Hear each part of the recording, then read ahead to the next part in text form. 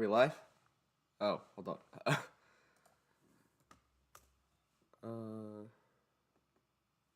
So this is the first time doing a oh,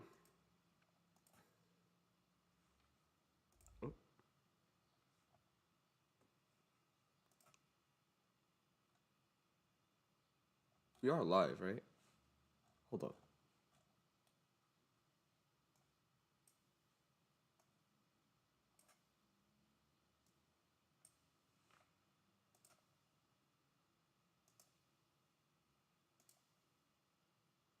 Oh, there I am. Okay.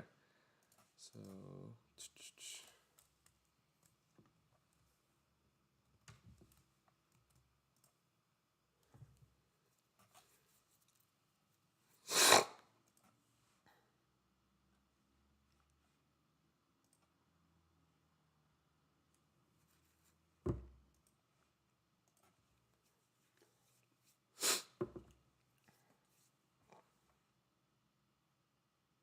well, I'm just gonna promote this all around.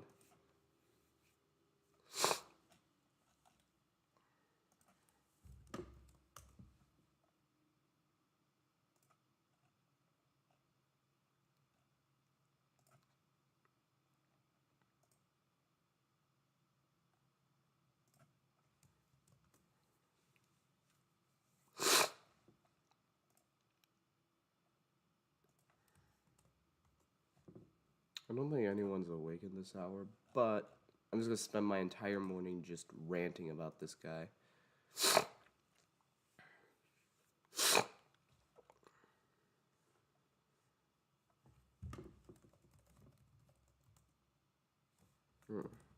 Okay. So, this is what I'm gonna do for the morning. I am simply going to react, or at least finish reacting to what Dr. Platoon has set up. Because this entire morning, I just hold on. I'm gonna ping Ricky and Rose.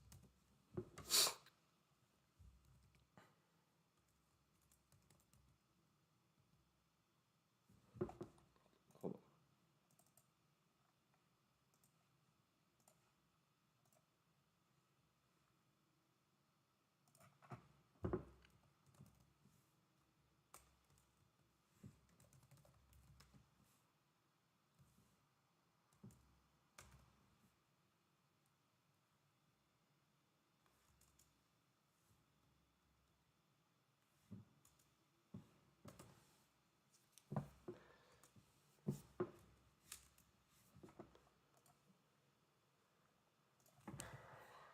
Okay, so I got accusations. Not not I got. There have been some accusations made against Dr. Platoon's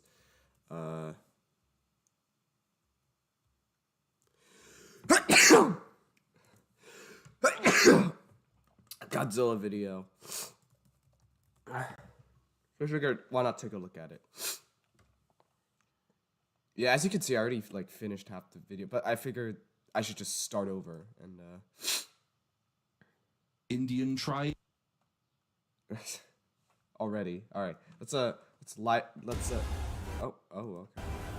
Dude, this is actually hype. Such a giga Chad. All right, so yeah, I'm gonna react to this video for the entire morning. I finished most of my homework. It's break for me, so I figured, why not? What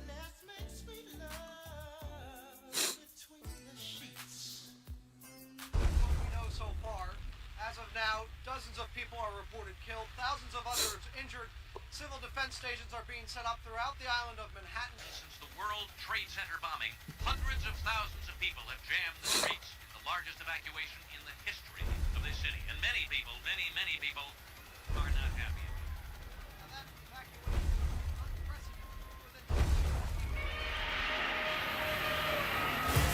YouTube's monetization rules frown on gratuitous swearing and graphic sexual imagery and such within the first few seconds of a video, so this review of Godzilla x Kong: The New Empire will begin shortly. Probably be clear, the entire Monsterverse with the arguable we should probably be clear, the entire Monsterverse with the arguable exceptions of Skull Island and that Godzilla movie from 2014, yeah, the entire thing besides those two is a fucking disaster. Okay.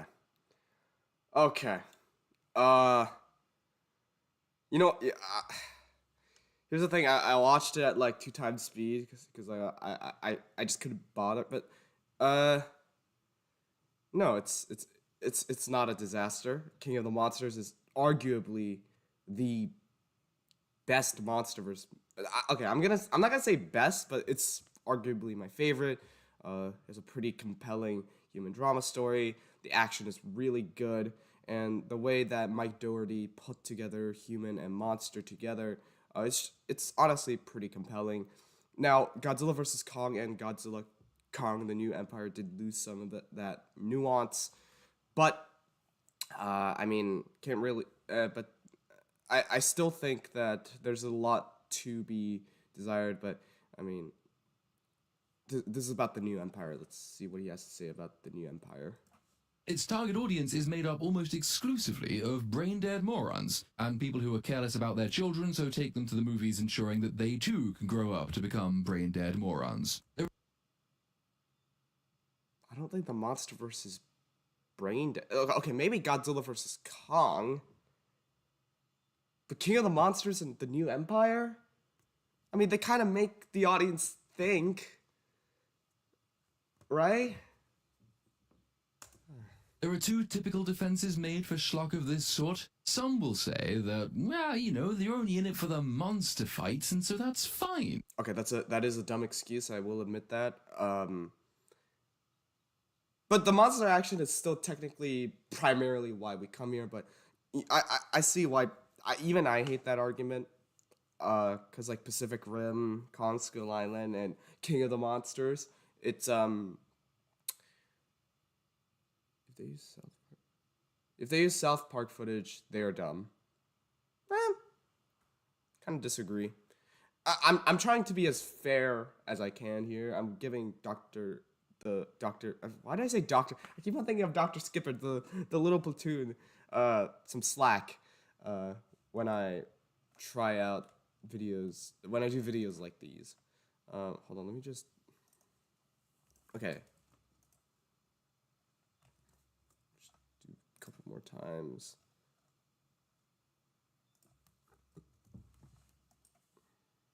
Okay. Anyway, even I don't like that excuse. But like, well, I mean, there's more than just two arguments. Let's see. Others will make the broader point that it's just a blockbuster, and not everything can be Shakespeare, so stop complaining. Why do you hate fun? So whenever a new, expensive, terrible... That was a bug. That was a visual bug.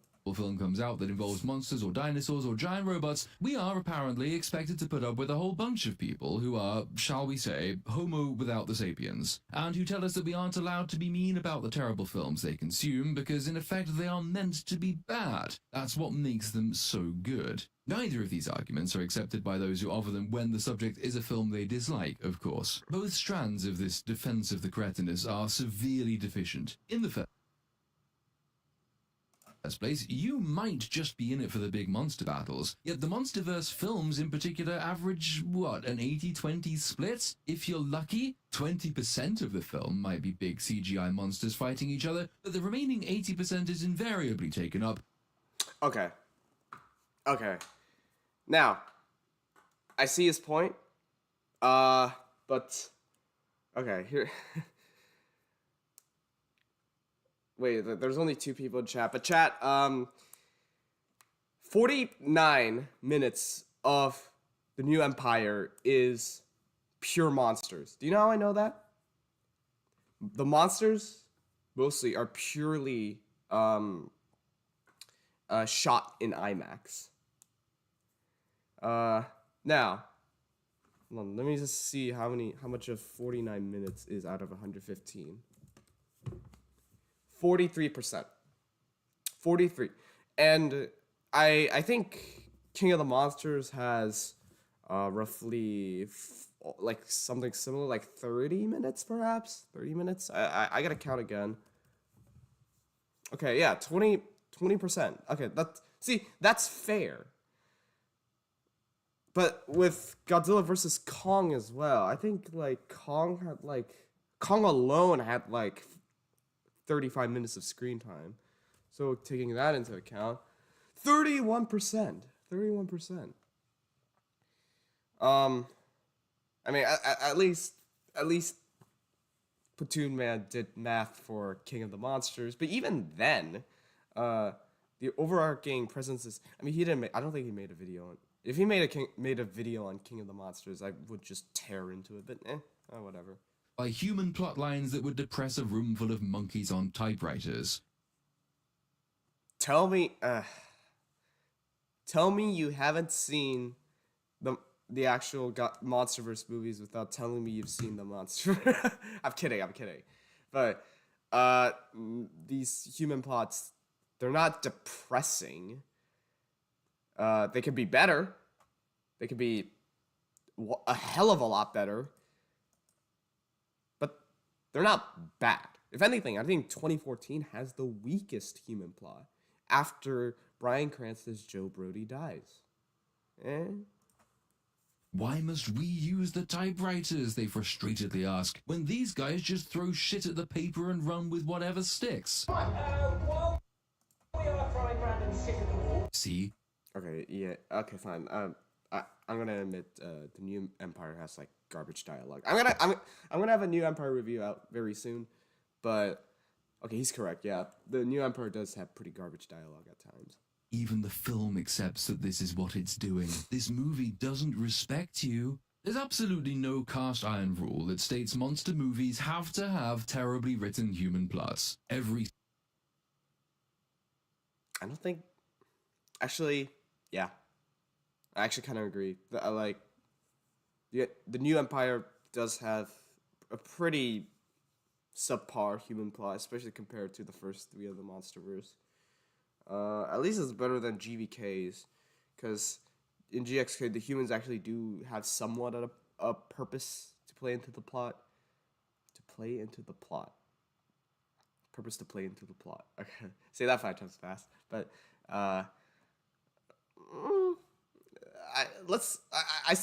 still don't understand why he calls people the R word if they like this movie. A single monster movie with terribly written human plots would be improved by better human plots. This is how we can say that Godzilla -1 is better than anything the Monsterverse has to offer, that Godzilla 2014 is better than Godzilla x Kong. If I actually want to see what his take on King of the Monsters is. I'm legit curious. Cause no, 2014 just no 2014 doesn't have a better human plot. If anything, it's just as worse. I don't care for Ford. I don't care for Aaron Taylor Johnson's character. I don't care about the faceless military characters and their goddamn. And okay, hot take. I actually do see the comparison with Godzilla -1 because you can't really compare them in tone, but you could still compare them in terms of how to write characters and stuff. But I think this is only if you like King of the Monsters. The King of the Monsters actually had a decent human plot in terms of how family works and stuff like that. I've talked to many divorced families. None of them were world-ending hungerers, but like the dynamics in terms of like loss and stuff like that are very comparable to how they were feeling. So if he liked King of the Monsters, then I would say that making a comparison to that movie and its family plot would be a lot more justified. But overall, I hold on, sorry, I'm like suffering, but I do see his comparison with -1.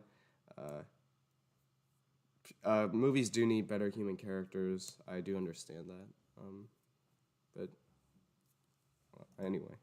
Jurassic Park is better than Jurassic World, and that Jaws is better than Meg 2 The Trench. Which leads us neatly into the second strand Oh yeah, he hates Jurassic World. of this audience retardation. It's only a blockbuster, don't you? I actually haven't seen anyone make that argument. But apparently these are the only two arguments people have made. Kiryu Saga says, I only say that since from what I've heard, Ford is boring. Yeah, he is boring. I don't know if you've seen the 2014 movie, but yes, he is boring. Anyway, back to this. I haven't seen anyone make the claim that, oh, it's a blockbuster. I haven't seen anyone make that claim. Maybe it's just me, but usually the argument is, oh, the monsters are now the characters, which is very true. Kong is front and center, the main character, let's say. He has an arc of fighting, but anyway. You see, blockbusters are not Shakespeare, as though the great playwrights didn't aim for big summer I'm gonna play this at 1.25 times just so that I wouldn't waste too much time. grand slams themselves. But anyway, this idea that simply being a blockbuster in some way makes a film immune to the usual standards of criticism is dumb for a host more obvious reasons. Before this film released, I had half a mind to make a link. Okay, okay, fine. I guess it is obvious. I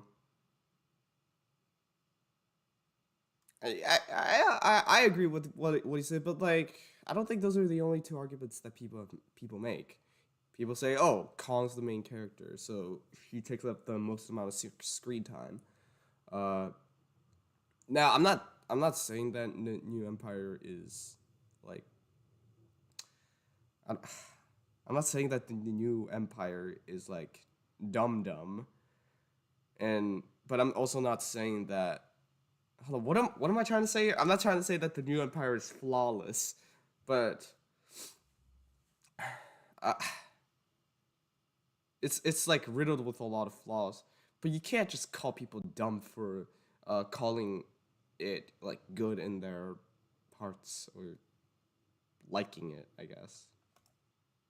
The comparison with Godzilla -1, since -1 is a wonderful film, and the MonsterVerse generally is the cinematic equivalent of an enema. But -1 is And enema? Hold on, what is and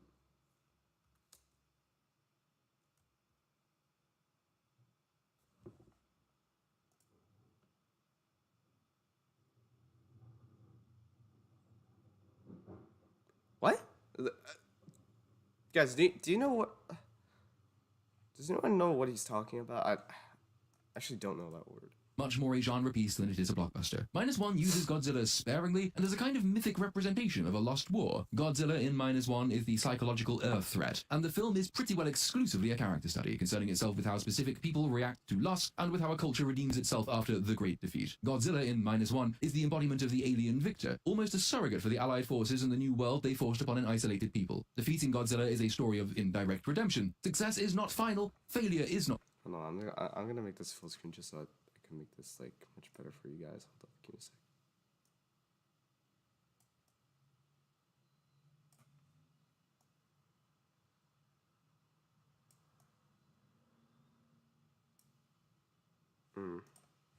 Not fatal. It's the courage to continue that counts. It is a truly excellent film, and it's not completely incomparable to blockbuster entertainment. It shares many points of commonality with Jaws. It is, essentially, Jaws with socio-historical context, whereas Jaws was primarily concerned with individual characters on the local scale, and Jaws became known as the first summer blockbuster. It's the socio-historical point that differentiates the two, and makes -1 less useful as a comparator with the blockbuster category in general, because the importance of its historical grounding, as well as its foreign language, and its specific cultural trappings make it less universal in its appeal. It objectively does character, romance, world-building, kaiju, and arguably even action better than any MonsterVerse movie, if your definition of action rests on action having a point and a purpose.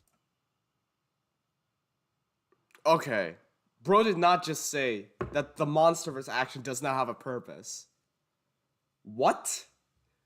Okay, I'm legit curious. What the hell? Which would make it a useful comparator when looking at the individual elements of any movie. But Okay, I actually agree with that. Again, -1 cannot be compared to Godzilla, a MonsterVerse movie in terms of tone, with the exception of 2014. However, I still think that it can be compared in terms of its quality and stuff like that. And with that, -1 actually triumphs over any MonsterVerse movie. But I mean, you're still gonna have to like compare the movie on its own accord. Like I could say that like Across the Spider like Into the Spider-Verse is better than No Way Home. That doesn't mean No Way Home is bad. Anime review. Shut up. But that doesn't mean No Way Home is a bad movie. It just means that Into the Spider-Verse is a better movie. Anyway. I'm going to resist the urge to do any point-for-point contrast in this video. That's in part because the Good. MonsterVerse generally, and Godzilla x Kong specifically, is just not worth the effort. In part because I Why? can't be bothered to deal with all the comments telling me that these are different films trying to do different things, so they can't be compared at all, and in part because there's more than enough for which to bully Godzilla x Kong without going for the nuclear option that comparison entails. It's Fair enough. absolutely true that the blockbuster tends to be defined by its general mass appeal. These are the filmic all-rounders. They tend to have a little bit of everything: action, romance, comedy, tragedy, the broadest range to hold the broadest appeal. None of these components might be quite so well done, so fleshed out as in a more particular genre film, though the best blockbusters typically do excel in every element. But the point is that blockbuster entertainment is not synonymous with dumb. Popularity does not entail mindlessness. The audience has never looked at the truly great blockbusters throughout history and demanded they be made dumber. The biggest and the best blockbusters, the ones we remember most fondly, are remembered because they are good, not because they are supposed to be bad. If Godzilla Okay, but I don't think dumbness correlates with badness. If Mad Max Fury Road, that's a pretty like it got nominated for Best Picture and everything at the Academy Awards. But I wouldn't say that movie's smart.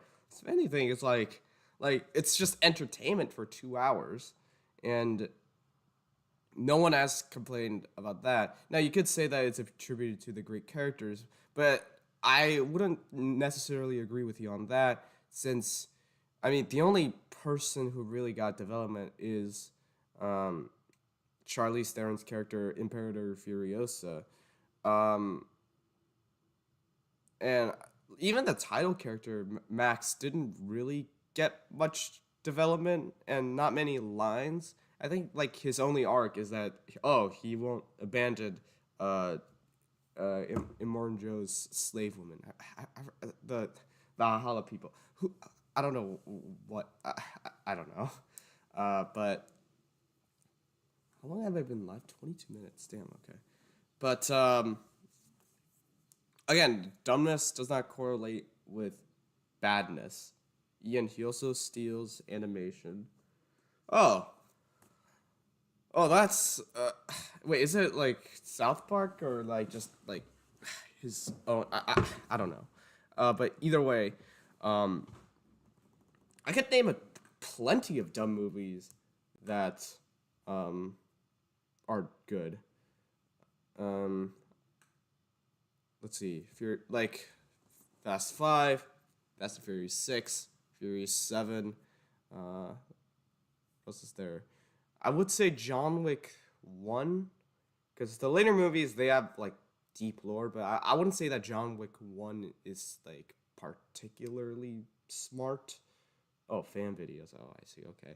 And, I mean, I would say The New Empire is actually one of them. Again, these are not flawless movies.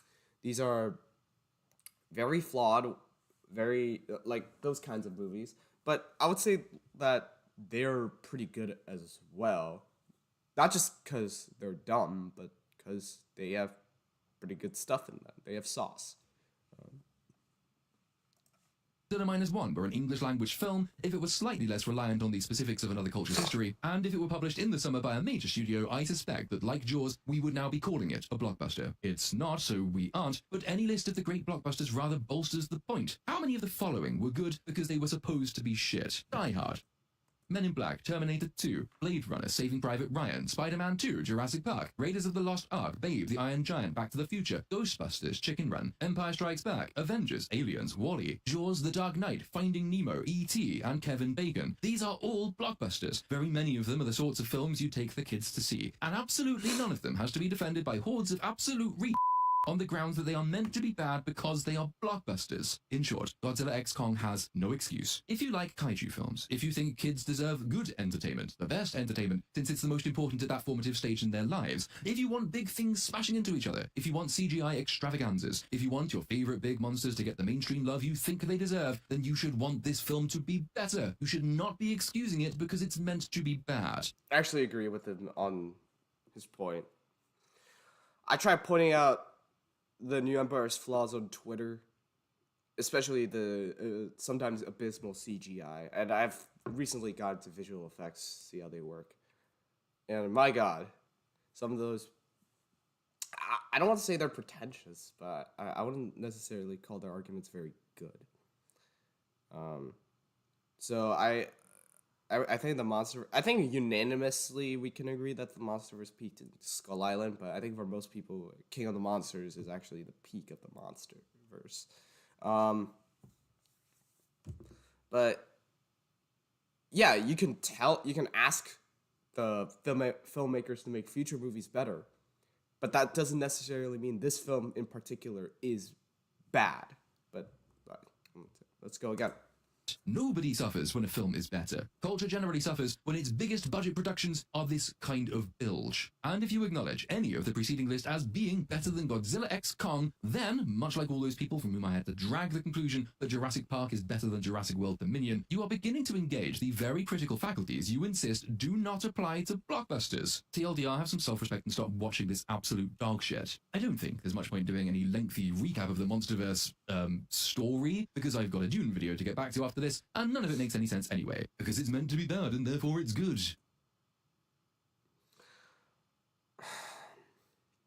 I don't think Wingard meant this to be a bad movie. It's just polarizing for that the monsters are actually the main characters, but I still wish that the humans got a better plot. But I don't think the divisiveness that critics are getting is down to the bad humans, although that primarily attributes to it. I think it's more down to because I think this is like the first movie in its type, and what I mean is like I think this is like the first movie where the monsters are actually like the main characters. Something we haven't really seen in a monster movie before, and like that could leave a lot to be desired to many people. But okay. Am I doing this right? Suffice it to say that there are big monsters and Godzilla is king of the monsters. Ian Kong defeated Mecha Streisand in the previous film because some Really? Just call him Mecha Godzilla. It's not that hard. evil people had the evil idea that we might need a weapon to fight against these big monsters, rather than leaving it to the big monsters to police themselves, at a cost of hundreds of billions of dollars in property damage and tens of thousands of lives lost each year. Also, there's this place called Hollow Earth that the humans have discovered, and Kong lives there now. One of the humans is a mystical deaf Indian kind of child. Okay. Now, people call Platoon racist for this. I'm gonna half agree. Because it's pretty obvious that Kaylee Hotto is a like Latino American, I presume. And the rest of the Hollow Earth people there are not Indians; they're Asians. But Columbus did call Native Americans American Indians. So maybe he's trying to make a joke about that. Maybe he's just trying to like have a laugh. It's not funny, but I'm just gonna give him the benefit of the doubt. I'm just trying to go a little unbiased. I'm gonna reserve my calmness. With psychic powers, and though she's absolutely not a character, and she has the expressive range of old toast, she is most definitely important. So I'm sure. Really? No character? She's like the only human who has legit character. That makes it worse. Actually, yeah, now that I think about it, yeah, it does kind of make it worse. I even expressed it on Twitter, so like I just repeat to myself, I was like, Okay, it's not that bad. Now that you mention it, yeah, it's pretty bad. Never mind. But still, I'm gonna give him the benefit of the doubt. Maybe it's an attempt at dark humor, perhaps. That's what he claims in the comments, I think, or in his tweets. I don't know. Or we'll have to suffer more human anti-drama in the film that's good if you ignore the 80% of it that's human. The human element only takes like half. You can wait 50 minutes. Jesus Christ. Anti-drama, and you just focus on the giant monsters or what. I mean, even then, like the human characters in GXK aren't terrible, like they are in GBK. They're not good, and that's where I would say the movie needs to be better. But it's not bad. It's serviceable. Whatever. This brings us up then to Godzilla x Kong, The New Empire. Quite what the New Empire is in this film is entirely unclear. There are no empires in this film. Nobody creates a new one. Nobody discovers a new one. Nobody takes charge of a new one. But it succeeds Godzilla versus Kong as... Okay. Alright. The new empire in question are the great apes that are about to rise. Huh? Platoon, you probably fell asleep in the middle of the movie. But Ape Empire. And I know this information was dumped in an exposition dub, which again is attributed to very bad dialogue. But rise to the surface, new empire. That animation is steel. Oh, okay. Well, I God hope Platoon at least asked permission, because if he didn't, that's just messed up, man. You gotta ask permission. Surely as make-up sex follows a fight. This title is proof that there are no depths of depravity to which shippers will not sink. Look! Here's an example of the sort of heathen nonsense shippers go in for. Godzilla, still better than barbiturates and... I think it might be Jim Reeves. I don't have any Jim Reeves jokes. Oh, well, whatever the case. Welcome to my world, he croons as the film gives us Hollywood's latest ludicrously expensive, entirely flat and tedious CGI vista. Won't you come on in? I'd really rather not, actually, but, you know, the Dune script's taken ages to put together, and the channel needs content. Why did he even watch this movie? I mean, okay, fine. He wants monster blockbusters to be better. But I don't really get the complaint about the terrain. Because, like, I mean, we've seen it in many other movies. Avatar, or the Planet of the Apes. Fucking Star Wars. But, okay, sure, why not? And so, here we are, I guess. There are pterodactyls. There's Kong. He's being chased by giant hyena, rat, man, bear, pig monsters. Okay, I forgot the names of these as well. Does anyone know? And oh no, he gets stuck on the edge of a cliff, but oh yay, it turns out the entire canyon is a trap that he laid, and it kills a bunch of them. Then he rips a corpse in half and sprays its blood all over himself, and fans of this sort of thing start feeling all hot. They wish they were the giant monkey. But instead of monster guts being sprayed all over them, it's creamy monster. The view, he tries to snack on a hyena rat thing, but he chips a tooth, and then some lizard goober steals his... It's Doug. It's his name's Doug. Lunch, now he's sad, and he has toothache. He's having a really bad day. This toothache is a significant development in the plot. No, I'm not being sarcastic, it really is. You'd be surprised by how significant Kong's toothache turns out to be, and then you'll be surprised at how insignificant that significant thing turns out to be. But we'll get there in due course. Unfortunately, this is where we leave one of the best bits of the movie, and we hop away to the humans, which is when things get very, very dumb. Oh, Platoon, we just watched these films for the monsters! So yeah, why are these people here, and why are they taking up all of my time with their... Because these monsters can't talk. And I mean, we still need like some other people to sympathize. And again, I don't disagree with the fact that it could be a lot better. But I mean, it's still. But I don't know. annoying fucking humanness. Our segue is the form of a lecture that attempts to clumsily remind everyone what happened in the previous movie. You know, the bit where they take a spaceship down to the center of the Earth and find another world down there. The bit that should make you very depressed because you're sitting here watching this when you could be watching Journey to the Center of the Earth instead. Most of human civilization, we believe that life can only exist on the surface of the planet.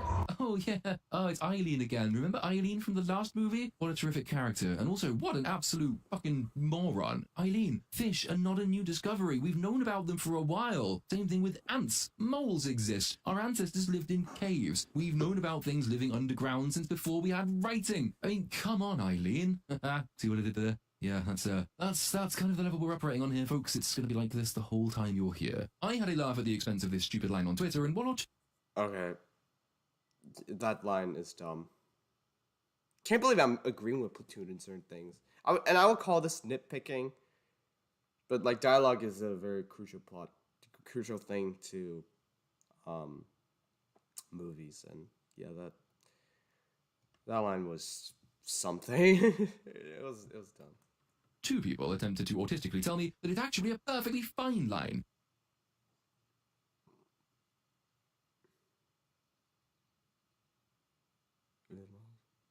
Because Eileen was obviously referring to the entirety of the Earth's crust as the planet's surface, not just the surface of the Earth's crust, which is quite explicitly defined as the meeting point between the ground and the atmosphere. One person in particular attempted to explain away the problem with this line. Having attempted and incorrectly set out the difference between the Earth's crust and the Earth's surface, this person then had the gall to accuse me of being pedantic for taking the line at face value. This is the kind of autistic nonsense you get used to when you are, for instance, accustomed to arguing with fans of Jurassic World. So yes, I'm familiar with this sort of thing. I am familiar with fans desperately trying to make dumb. Okay, but the difference is the Jurassic World trilogy only has one good movie.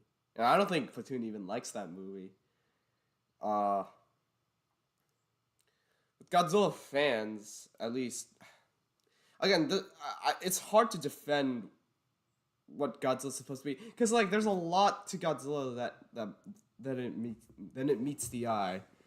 But I mean, yeah, this movie's again clunky dialogue that I cannot defend, but there's still plenty of other stuff I can defend. Movies make sense, rather than accepting that many of their flaws are so simple and Okay, but it's one line. And one line won't make sense, but that doesn't mean like it affects the whole plot, Mr. Platoon. stupid that they'd be incredibly easy to repair. There were a million other ways to write this little recap section Eileen is giving us here, and they went with that. You shouldn't be excusing this sort of nonsense. You should demand it clears the lowest of low fucking bars. Well, after a certain point, you have to wonder, what else were we working on? We weren't wrong about that, Eileen. This is a you problem. Why are you giving this TED Talk when you apparently failed the second grade in pretty much every subject? Anyway, this is her excuse to start telling the audience that only 5% of Hollow Earth has so far been mapped, but Kong's moved in there now and he seems to be enjoying himself, except for the fact that he is lonely, because his species is supposed to be social, and yet he's all alone, which means you don't even need to watch the trailers to know that Kong's about to bump into a load of other Kongs, and that this movie is about to show you what planet... I mean, well, I don't think the movie was trying to hide that it was that plot. God forbid. The apes would be like if everything was bigger and worse in every conceivable way. God's... I actually did watch Dawn of the Planet of the Apes and War for the Planet of the Apes yesterday. Fantastic movies. I still think the New Empire is pretty good in terms of its Kong subplot, but okay. Godzilla, meanwhile, has been wandering about, killing the big bad titans that spawn in every now and then, causing incalculable damage to every famous landmark they stumble across. Look at them go there, fighting away. Pretty sure they wiped out all of Italy there, but, you know, sometimes... Probably just a joke. I'm trying to discern what's a joke and what's not. Because I remember this one specific line from Twitter. And I'm just like, really? I got really confused. But then he clarified it was a joke, so like now it's hard for me to discern which one's a joke and which one's not a joke, so... And you have to destroy ancient civilizations in order to save them, right? Godzilla's on the surface, Kong is below. As long as they don't venture into each other's territories, we've got nothing to worry about. What? No, what? There are huge monsters spawning all over the place. And you have to just hope that a giant radioactive dinosaur is going to stop them. Yes. First of all, it's called the suspension of disbelief, and Secondly, this has been established for. If you paid attention to King of the Monsters, alphas, which Godzilla and Ghidorah are, have the power to summon titans, but it can also put them back to rest. Why else do you think the titans haven't emerged until 2019? Because Godzilla forced them to sleep. And actually, okay, I don't want to use novels because like people are gonna definitely say some dumb shit like, oh, you can't use the novels to defend the movies. Yes, I can because they tie in. And this problem right here. There are huge monsters spawning all over the place, and you have to just hope that a giant radioactive dinosaur is going to stop them without. Yes, that line, that's a matter of world building. And if you read Godzilla Dominion, at the end of the novel, Godzilla, Transformers 1's trailers. Well, I'm stuck doing this. Godzilla Dominion has the King of the Monsters put everyone to sleep. And as you can see in the New Empire, some of them didn't go to sleep. Hence why Godzilla has had to kill Scylla. And actually Scylla rebelled against Godzilla at least 3 times now. So, yeah. If you paid attention to the movies that you were watching, then maybe we wouldn't have this issue. But yeah, okay. Destroying everything in its path, but no, okay, sure, Eileen, nothing to worry about. We're all fine. God, Pacific Rim is a better kaiju film than Godzilla. They actually consider consequences in Pacific Rim. They sometimes remember that these battles are... So then why is King of the Monsters bad? And why isn't Pacific Rim considered mindless? That's some wild ass characters. Holy shit, how long is this review? An hour and a half, and I'm actually speeding things up. I could like say some stuff for Pacific Rim as well. The human characters I don't think are very well written. Like Charlie Hunnam's character, he's just the Charlie Hunnam character. Major Pentecost, Idris Elba, like the standard black guy badass. If you grasp at straws, you like. Why am I doing this? wiping out whole cities, and lots of people are dying. This has consequences for human society. I'm gonna say this again. KOTM did this, and actually probably did this a bit better. Just saying. God, how does it feel, Japan? How does it feel to know Pacific Rim is better than Godzilla now? Oh my god, another anime ad? Did you say he's a human hero? Now, Also, didn't you go on a tangent on how -1 was better than the MonsterVerse? So technically Japan's still winning with Godzilla. some science people are sitting around monitoring Godzilla's excursions. On their monitor, we see that he's gone for a nap inside the Colosseum. Somehow, he seems to have climbed into it without causing much, if any, damage at all, which is very considerate of him, but I'm pretty sure... Well, okay. If you saw King of the Monsters, you would see if you see King of the Monsters, he had a temple as his home. In the GXK novelization, Godzilla saw the Colosseum as kind of his home, and we can actually infer that from the fact that he just does not destroy the Colosseum.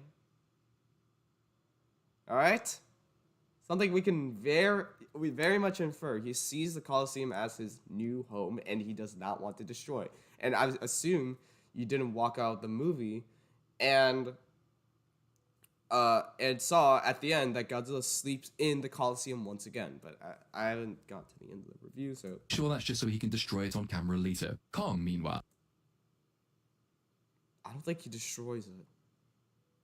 is wandering around looking for a girlfriend. Then, a beacon of some sort that the scientists have placed in this world, even though we've been told they've only mapped 5% of it. You can put stuff even if you map part of it. How did we... That's like saying you can't put ocean beacons because we only discovered 5% of the depths of the ocean. Why? Platoon, you're better than this. I know. Activates as the dead hyena rats from earlier fall into a massive hole of some sort that the scientists' computers instantly 3D map, informing them that the hole has broken into uncharted territory. Despite 95% of the place being uncharted territory, But it's new uncharted territory that they find. It's like saying, a fissure opens up in the Marianas Trench, and it suddenly leads to a new pathway. You would call that more uncharted territory, eh?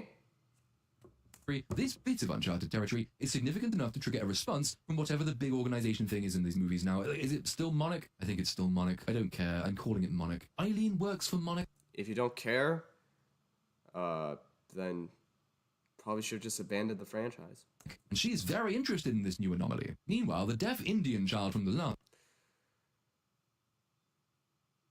Should I play a game on, like, take a shot every time?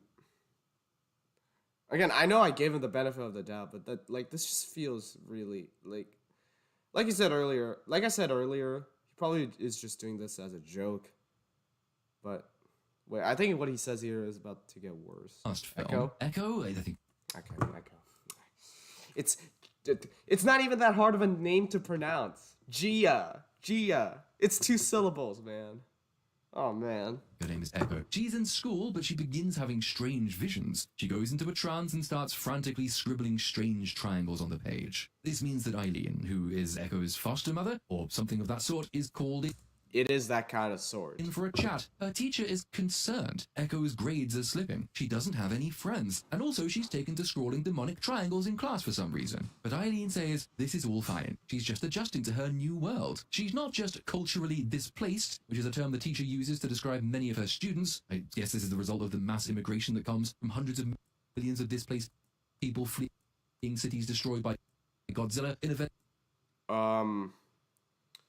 Wait, chat. It's, where was the school again? Was it in Florida? No, it wasn't in Florida. Hold up. Guys, someone can search up where the Monarch's school was, if it suffered any Titan attacks from there. Hold on, I just want to... The result, culturally displaced, but is called in for a chat. Her teacher is triangles in class for some reason. But Eileen says this is all fine. Okay. About this is just standard parent talk. If you literally had any parent talk to a teacher, they will say that the situation is fine. There's nothing out of the ordinary. Maybe Platoon didn't grow up with a father, but this is just standard parent-to-teacher talk. Nothing out of the ordinary, okay?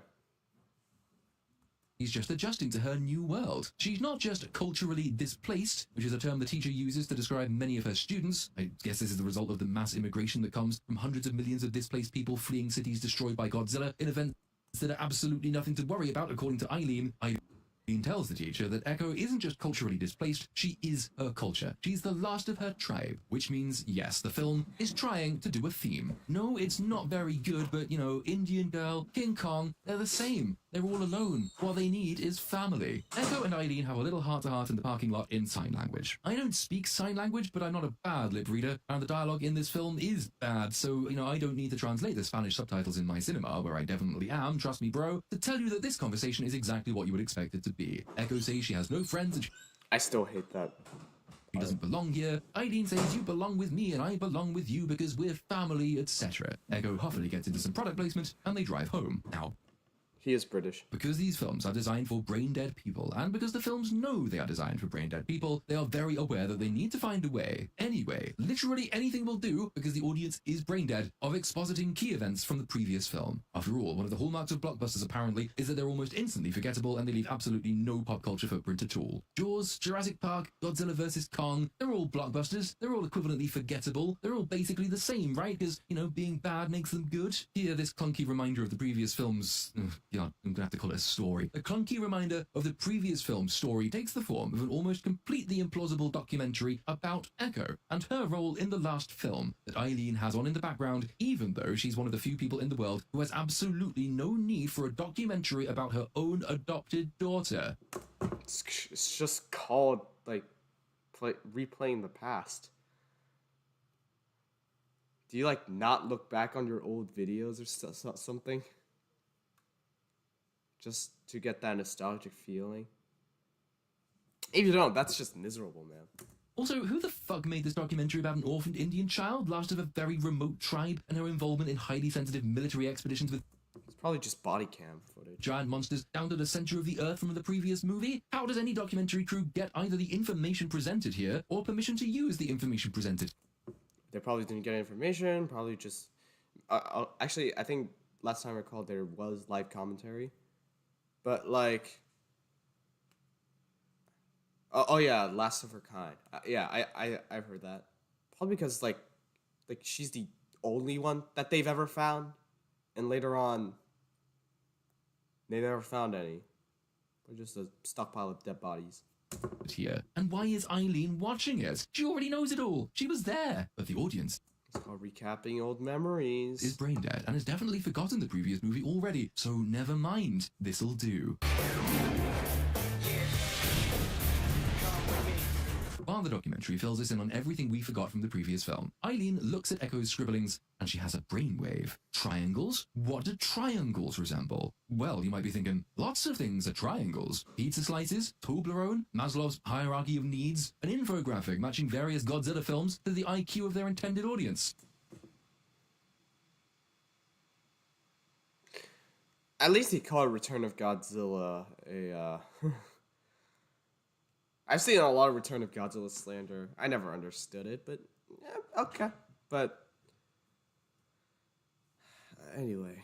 Or maybe seismograph readings. Yes, for no other reason than to move as quickly as possible along what I really resent having to call the plot. Little Echo has been hallucinating some sort of seismograph readings that match the seismograph readings produced when that hole somewhere in a 95% unmapped hollow Earth opened into one of the other bits of the 95% unmapped. Because, like, look, I get, like, there are a bunch of, like, contrivances, stuff like that. But that spiked triangle is very similar to the graph that they later show, okay? And the fact that Gia can replicate it perfectly, not once, not twice, but 3 times. That's something pretty noteworthy.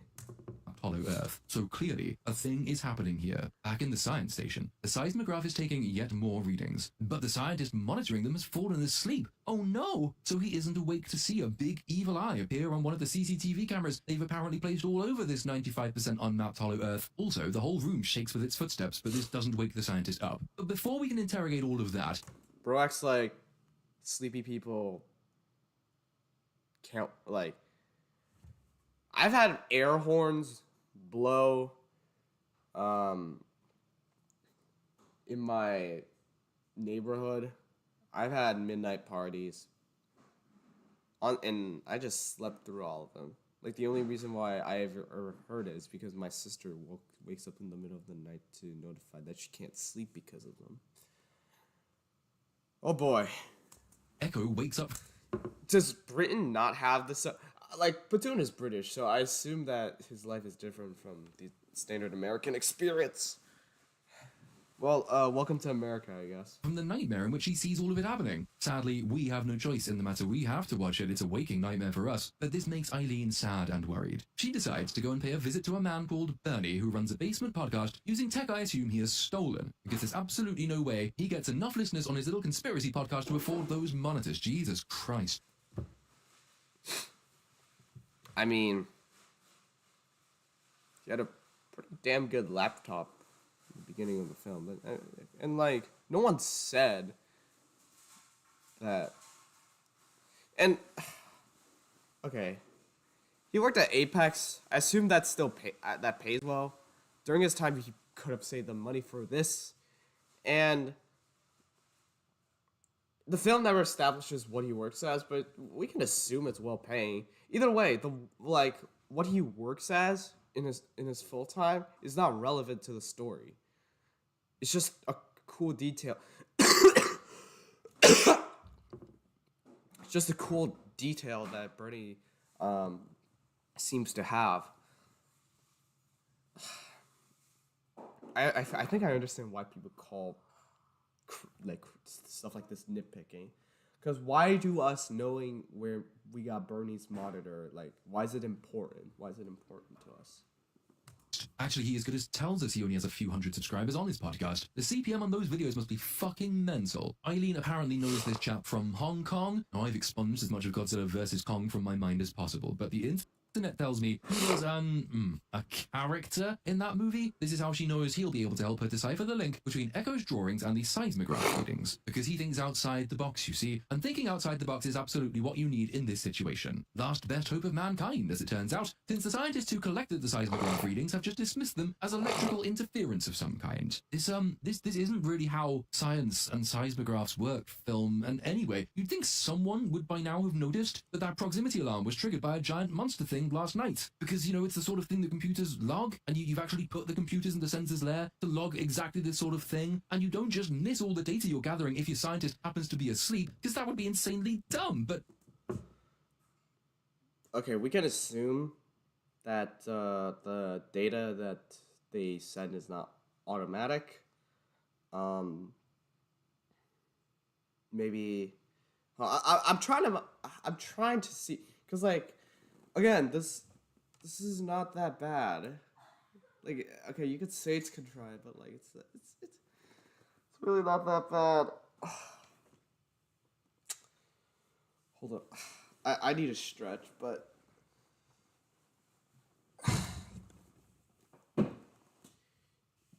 if you paid attention to the film, they didn't find the camera until they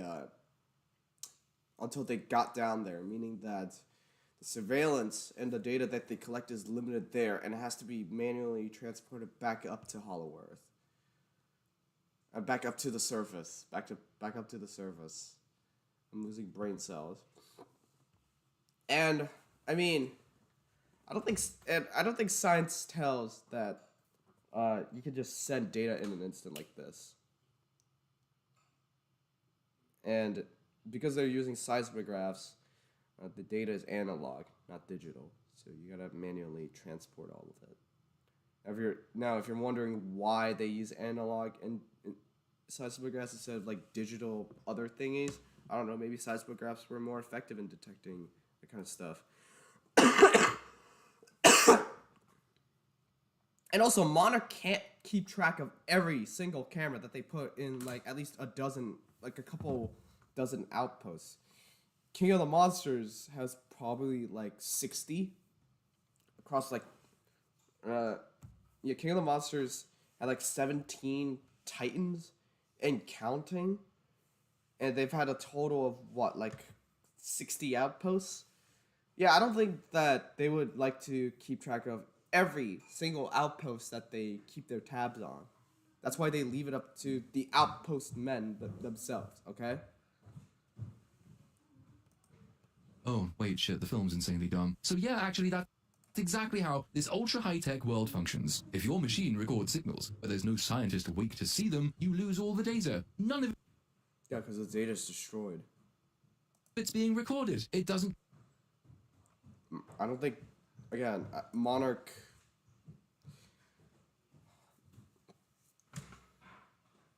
Okay, I don't think. Okay, data destroyed. Monarch does not keep tabs on every single thing that they do. And the fact that they didn't find the footage until much later. Yeah, I mean, you could assume it's not a Titan. Because, like, Monkey Titans haven't... Only Kong's there. Oh my god, okay. Trigger any response in any other computer on the network. Nobody up in the real world has been alerted by the proximity alarm from the research station down in Hollow Earth. And anyway... Yes, because usually you would ring an alarm for that. There's this one scene in Mission Impossible Dead Reckoning where Gabriel goes at and kills a person. Do you think that the moment that he just stepped in, that the alarm just rang in? No, the friggin' man had to press a button for that. Or at least like had to call in someone. You could call it a false equivalence, but like it's essentially how it works. Sometimes humans like old-fashioned ways. Anyway, any data they do get, they immediately dismiss as interference. The Well, yeah, because like what other Titan would be there to interfere? It's literally surrounded by a whole mountain range as well. If you paid attention. Humans must be broken. That's the only reason they're telling us stuff. Fuck me. Okay, film. Whatever you say. Anyway, Bernie says he can help her, but only because she has a kid who can talk to Kong, which means he wants to take them down to Hollow Earth to investigate things. So wait a minute. You're telling me Monarch, and I am still assuming it's Monarch because I still don't care, has poured billions of dollars into its Hollow Earth research station, and it monitors everything it can, even though it hasn't mapped 95% of the Hollow Earth, and even though I'm pretty sure the whole reason for going to Hollow Earth to begin with was to find a big magical power source that sort of entails they've mapped what would be really quite an important place in the galaxy, but they haven't, fuck it, never mind. But you're telling me, and Eileen tells us exactly this, that there's a general research station down there, and there's a specific research division devoted to Kong studies. Why not? Probably being added to the critical social justice curriculum as we speak. And Bernie knows. Wait. What did you say? Why not? Probably being added to the critical social justice curriculum. Okay, all right. I've paid attention to what Platoon. What is your favorite monster in the Monsterverse? Ghidorah. I really love Ghidorah and what they did with him. Okay. I've seen a lot of takes on Platoon.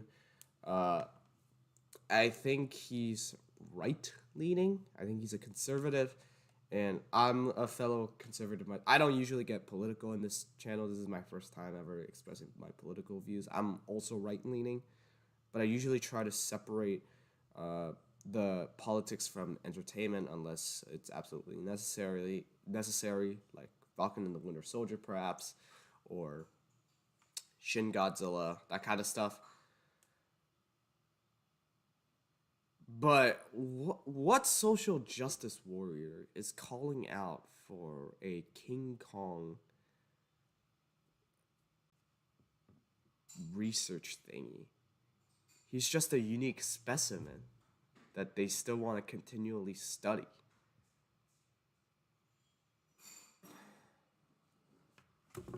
As we speak, and Bernie knows, and Eileen knows, and Monarch presumably knows, unless they too forgot about it in the previous movie, that Echo is the one person in the world able to talk to Kong because she has some mysterious spiritual psychic connection to him.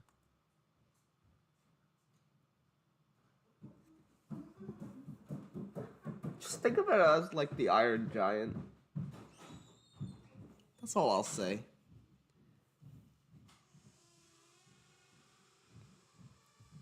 And at this moment in time, that girl is just wandering around, free, going to school like a normal person. A normal, unimportant person. Going to school isn't unimportant. And besides, Kong is wandering around Hollow Earth where Monarch can't keep track of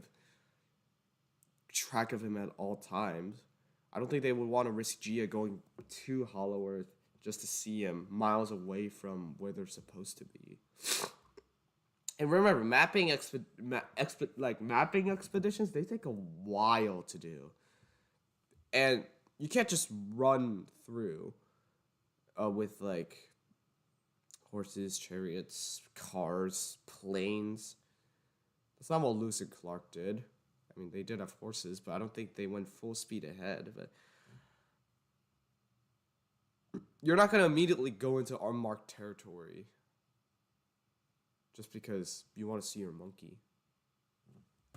You are very seriously telling me, film, that Monarch doesn't give a shit about the one person with the most valuable connection to the most valuable... No, they want to keep her safe and want her to live a normal life as a human being.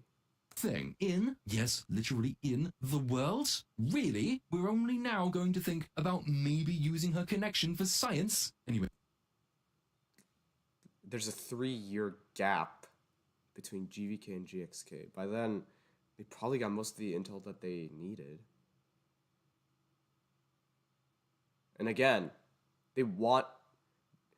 Eileen wants her to live a normal human life. All she ever really wanted. Where they're interrupted at this moment because Eileen gets an alert on her phone that says Godzilla vitals surging. Okay. Okay. Lol. They have an app for that, but they What's wrong?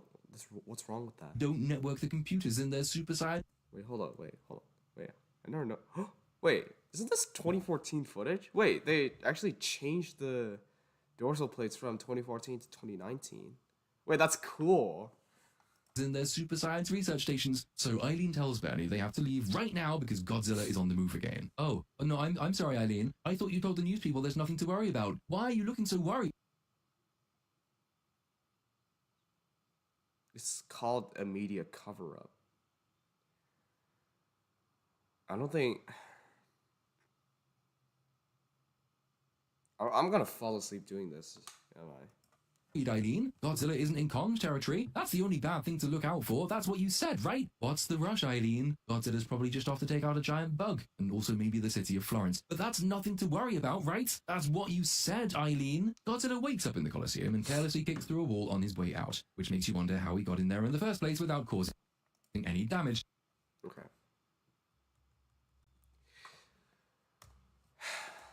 See, I really can't tell.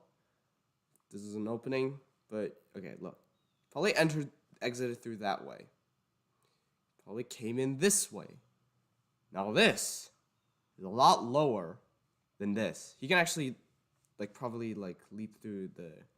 He probably knee over it. And even so. Hold on, what am I trying to say here?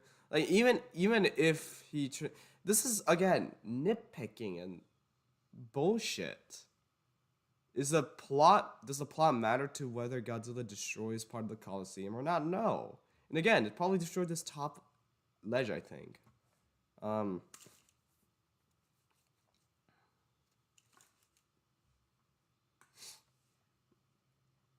So I mean. Yeah, he probably entered through this way, and exit through a taller way. While he doesn't really give a crap about human infrastructure, he does care about the entire structure, in terms of the fact that he now calls it his home, according to the novelization. Any damage, and whether the people of Italy are now collectively weeping as their most iconic piece of history gets trampled by a sleepy lizard.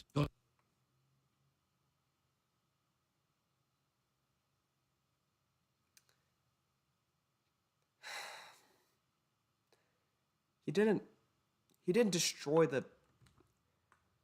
Whatever. Godzilla stamps his way through what looks like an ancient and beloved bridge. The entire team at UNESCO World Heritage resigns in protest, and Hamas finds itself short a few $100 million. And then he goes marching off down the Tiber. Like the Roman, they seem to see the river Tiber foaming with much shite. Meanwhile... Shouldn't that say... Is that the fault of the movie? Or is that just part of Godzilla's character? He doesn't destroy what he calls his home. Or at least what he calls his temporary hotel. But he doesn't give a shit about civilian infrastructure. But that's not the fault of the movie itself. That's just a part of his character. It's a character trait. What's wrong with character traits? Telling me lizards can't have character traits? Shit. While Eileen teleports back to the science station in wherever the fuck and calls a senator for some reason. She says that Godzilla only moves if he senses a threat coming, but they have no way of telling what that threat is. And given they've had to put up with Godzilla's shit for several years at this point, you'd think by now this would be redundant information, since they already know exactly what Godzilla moving means. Yeah, but Godzilla also moves. Actually, never mind. Which is why there's plenty to be worried about, Eileen, you fucking bitch. The senator asks if Eileen is not concerned. Of course we're concerned, Senator, she says. Oh, no, wait, no, I'm sorry, Eileen. You said there was nothing to worry about. Media coverage. It's fucking media coverage. Just a wait. Have you even read the news? The news covers up a lot of stuff that goes on behind the scenes, you dumbwit. Fuck you, Eileen. Of course, it's simultaneously not that concerning because Kong never leaves Hollow Earth, so Godzilla has no reason to retaliate, which is when she realizes that Kong has indeed left Hollow Earth, and so now it's really time to panic. Except that we're going to learn in just a few minutes' time that these two events have absolutely nothing to do with each other at all, and Godzilla isn't after Kong in the first place. Okay. Your point? In fact, he's after something else entirely. So you might find yourselves asking what reason do they have for introducing this link to begin with? And why has Kong come up to the surface? Is it worth asking how they have sensors down there that can track random holes opening up in the floor and instantly 3D image the resulting geography, but nothing to track Kong's movements, even though he's the only known commodity down there? Have they been left completely in the dark about Kong's movements because that scientist was asleep at his desk? Well, yeah. Actually, I think the outpost gets destroyed. Yeah, the outpost gets destroyed after that sleepyhead. It would seem so, because this movie and everything and everyone in it is dumb. So Kong crawls. Yeah, because again, the Skarking destroyed the outpost. He destroyed the outpost, and now they can't keep track of his movements. Out of Hollow Earth, and he looks sad. At some point in the intervening, he's been sedated. At least that's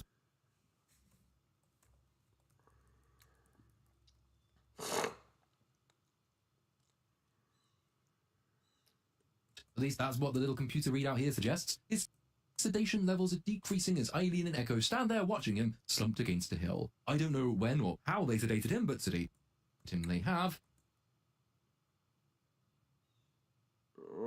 I mean, I think the best part of this movie was when Kong was in the Hollow Earth, and that was super fun. What was the best part for you?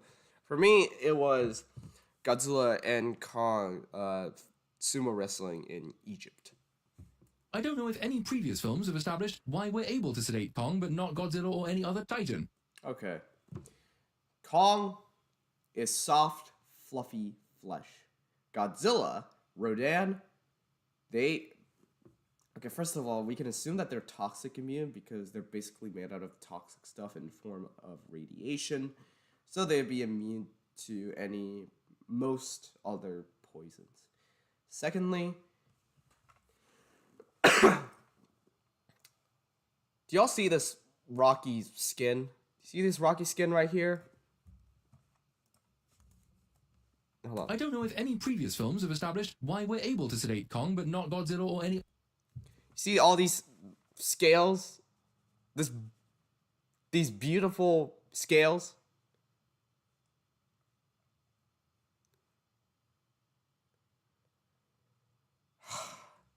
Do they look like stuff that are like something that's able to be penetrated like that? Like something that can be penetrable via needle? And another difference is Kong was actually willing to go with them. Godzilla versus Kong had a throwaway line saying what if we got the girl to lure Kong into the Hollow Earth before they sedate him, all that. Godzilla has no one to talk to, no human to have a connection with.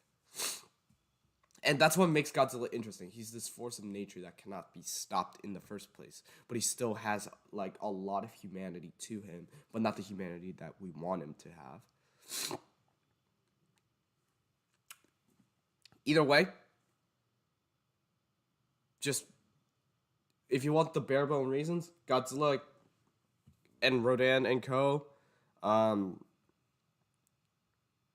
They have almost impenetrable skin that's not applicable via needle. At least the needle that I think they're using for Kong. And Kong is submissive, Godzilla is not. Other Titan, but I'm going to guess the answer is no. Using what I can only assume is magic, someone a long way away has already deduced that Kong has an infected tooth. Yes, toothache is genuinely the instigating factor in this movie. Kong has a sore tooth, so he's come up to the surface, which means a lot of people are very probably about to die because of toothache. Except, of course, that it's going to go on to be pretty much irrelevant except for random callbacks to itself. Now, I've not seen the Monarch show, but when we broke this film down on the best show in the universe, probably, the podcast I run on Monday nights with the Movie Cynic, somebody in chat who has seen Monarch suggested that Monarch established it was impossible for humans to get down into Hollow Earth unless they were following a Titan, which This is the distinct possibility that Kong has only got toothache in order that he has an excuse to come up here, in order that the humans have an excuse to go down there, which the plot needs them to do. But Hold on. I'll be right back. Give me a sec.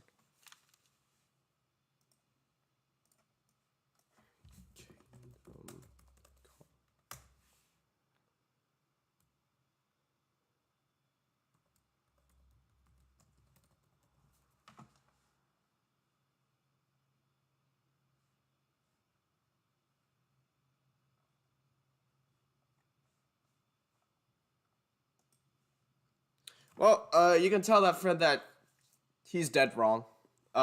Humans can go to the Hollow Earth without the use of a Titan. Simple as that. But anyway, the toothache is also the excuse to introduce this absolute clown creation who rocks up on some sort of spaceship to cure the infected tooth.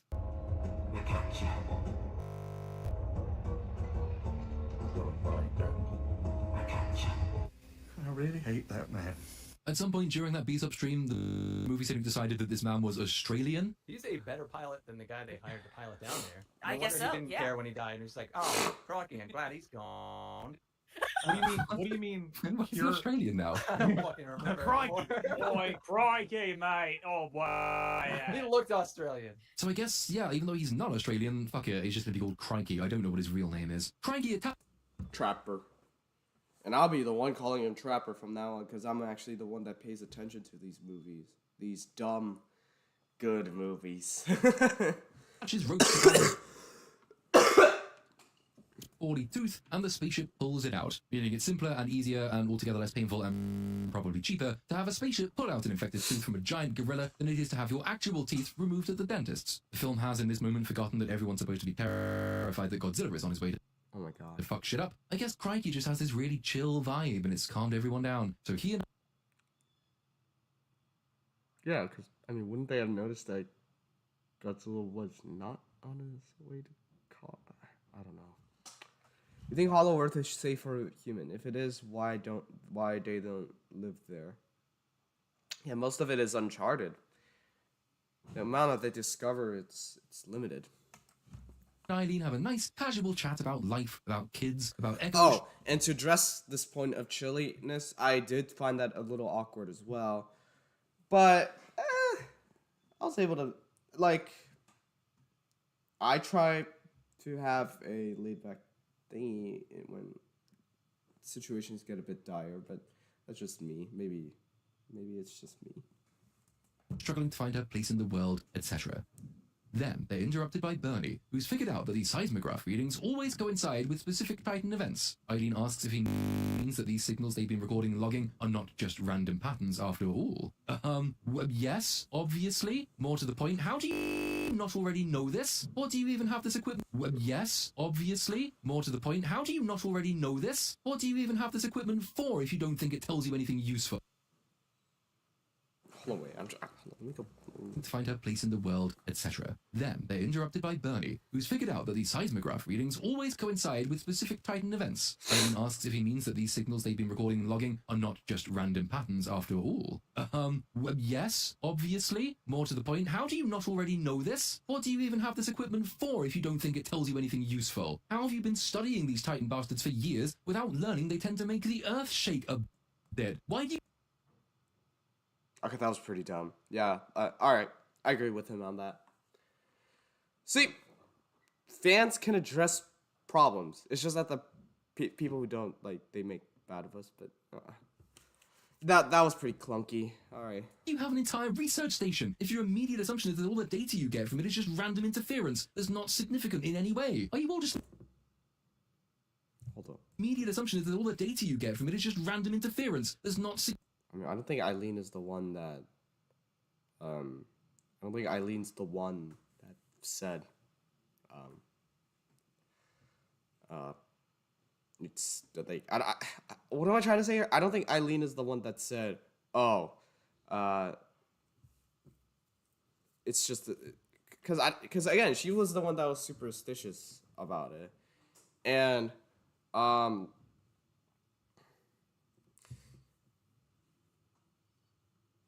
what am I trying to say here?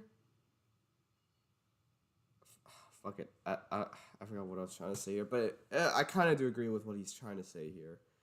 But then again, maybe different Titan events have different seismographs to them. I mean, we've seen what the Muto sound was, and they recorded that.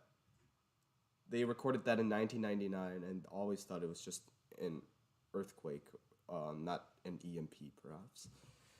Are you a Transformers fan too? And if you are, what is your opinion on the direction they are taking this series to? I'm not a hardcore Transformers fan. I've seen part of the '80s show. I've seen the original movie.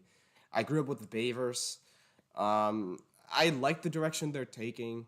The Bayverse had to die after 4. I just hope that Transformers 1 is good. Significant in any way? Are you all just completely I assumed there was a link between them the first time I saw the seismograph readings. I'm slightly Mind you, the levels are increasing from exposure to this film. Never mind though, probably just random interference or something. I mean, actually,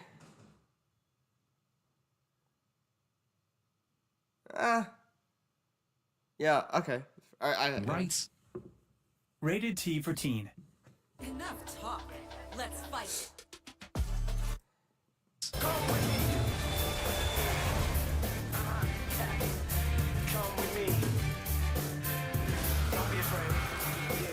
Anyway, via an explanation that doesn't even attempt to make sense, so I'm not even going to waste time trying to make sense of it, Bernie deduces that the seismograph spikes are a result of psychic events, and so this one is a distress call from someone. Goodo. Glad we cleared that up. Eileen explains to her science friends, and they figure that it's probably this distress signal that's got Godzilla all riled up, not Kong. And this is bad, because the twin evils of the government and corporations...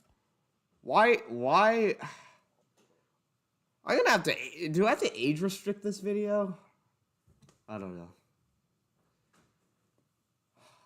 Okay. What do you want? Yeah, I'm live streaming. Are looking for an excuse to take over this whole operation, and this distress signal, the distress signal is exactly somehow the excuse they need to do it. The government has been looking for an excuse to take over Hollow Earth operations. And the corporations are looking at troughs. So what they need to take a small team down to Hollow Earth to figure out what's going on before the government and corporations learn about it and take over. What? What? No. Like what? No. I'm pretty sure they tried to do this in the last film. Isn't that what Mecha Streisand was for? I mean. You're telling me that a giant lizard stomping all over the world, wiping out whole cities while fighting against random and unpredictable monsters isn't an incentive for the government or corporations to take?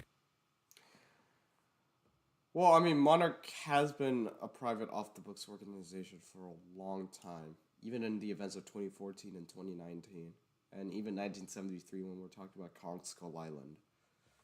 Hold on, let me just... Numbers 4? I mean, you know, like, what? No. I'm pretty sure they tried to do this in the last film. Isn't that what Mecha... No, Monarch did not make Mecha Godzilla. Is while fighting against... That was Apex. And actually, Apex was the entire reason why Godzilla was going batshit insane in that movie. It's random and unpredictable monsters. The only monster that Godzilla fought in GVK was Kong.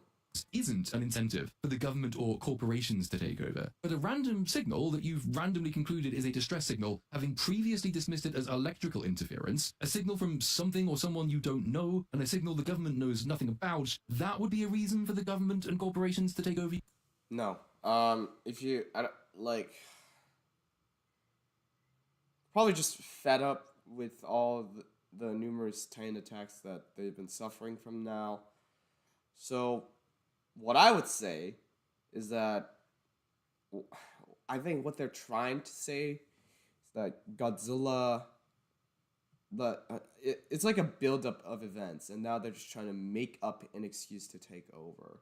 It's like when the U.S. I don't want to get political, but it's kind of relevant here since he's bringing real world issues into this kind of stuff. It's like the U.S. saying that, oh, there are like weapons of mass destruction in the Middle East. And so we went to war against Iraq, and then turned into the war on Afghanistan. Then it ended in disaster, but if it happens in real life, people make up excuses to go raid someone else's stuff, it can definitely happen. So, yeah. For your projects? What the fuck have government and corporations been doing all this time? Watching over Monarch, but haven't gotten full acquiring of them, acquisition.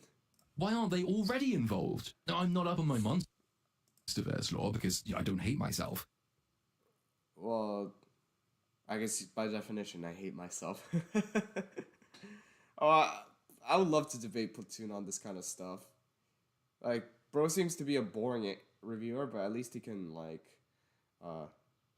once in a while, make decent jokes. But I just kind of assumed that Monarch would be working with or under the government. At the very least. Why? So they kind of do, but the government does not have full acquisition. It's like how the United States government works with Interpol or the UN. They work with them, but the US has not acquired them because they cannot. Monarch is an international coalition, just like Interpol or the United Nations. I don't think is the US part of? Yeah, it is. Okay. Would some random senator randomly find out about a random signal you've randomly determined is a distress signal and say to Congress, okay, yeah, now it's gone too far? Okay, build up. Probably a different reason, but just want an excuse. And it's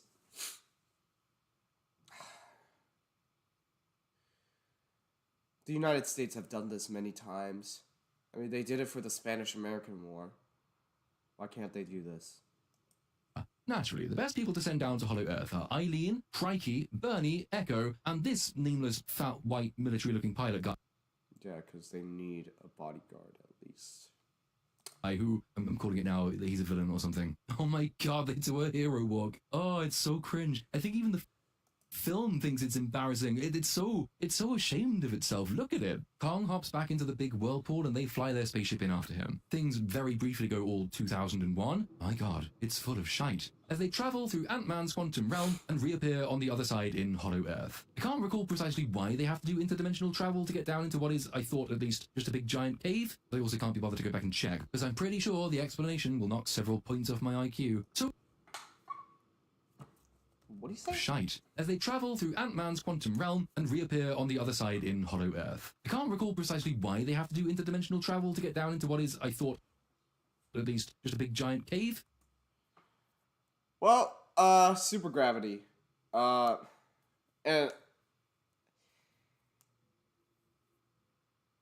okay, fine. I guess the explanation is pretty stupid, but that's why suspension of disbelief does in fact exist.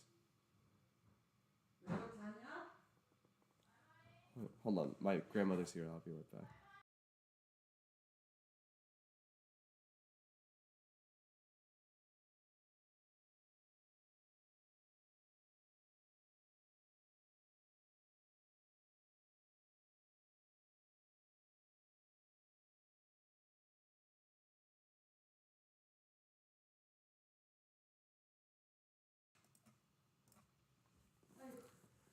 Sorry guys, that was my grandmother.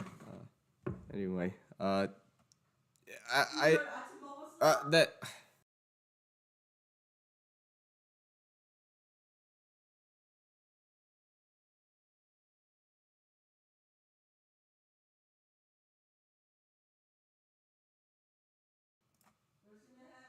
Sorry guys. Anyway, I know it seems like a very stupid explanation, but again, it's called the suspension of disbelief. If you can take the journey to the center of the earth, you can definitely survive this. You're fine. They also can't be bothered to go back and check, because I'm pretty sure the explanation will knock several points off my IQ. So we go flying through Hollow Earth. Crikey introduces us to some electric pterodactyls. I have a horrid sense that they will be relevant again later, though that would constitute setup and payoff, so equally I'd not be surprised if they just never come up again. And then the ship activates a cloaking device. I think he says they activate a cloaking device, but they're still visible. And, you know, it's not a cloaking device. It's a camouflage device using mimicry. fact it has a cloaking device is entirely irrelevant to anything that follows. Godzilla, meanwhile, is being It's just a cool thing. What's wrong with that? tracked through France to what the scientists are alarmed and surprised to discover is a nuclear facility. Godzilla destroys the facility and drinks its nuclear goodness, which the scientists say mean that he must be charging for something. He then wastes some of that energy wiping out a squad of drones that for some reason they've sent to attack him. Question: why are you surprised it's a nuclear facility? Nuclear facilities... Because Godzilla hasn't attacked a nuclear facility since then. What did Awakenings... Okay, well, first off, Godzilla already got 3 nukes in him. One in 1954, one in 2014, and one in 2019. And Godzilla usually feeds on geothermal radiation. So the fact that he's using man-made radiation to gain excess of it, that would be pretty surprising to me, at least. And it shows a change in his behavior as well. Because again, he usually goes underwater for that kind of radiation. These don't just pop up at random. They're big installations. They're generally known about. Remember when they figured out way in advance in the first film that Godzilla was heading for nuclear storage facilities? Also, for someone who says that 2014 is the best MonsterVerse movie, he really did not pay attention to what 2014 is about. That was the Muto. That was the fucking Muto. And if you're talking about the warheads to San Francisco, that was a lure. Lure. I have a lisp. That was such a lure for Godzilla and the Mutos to kill them.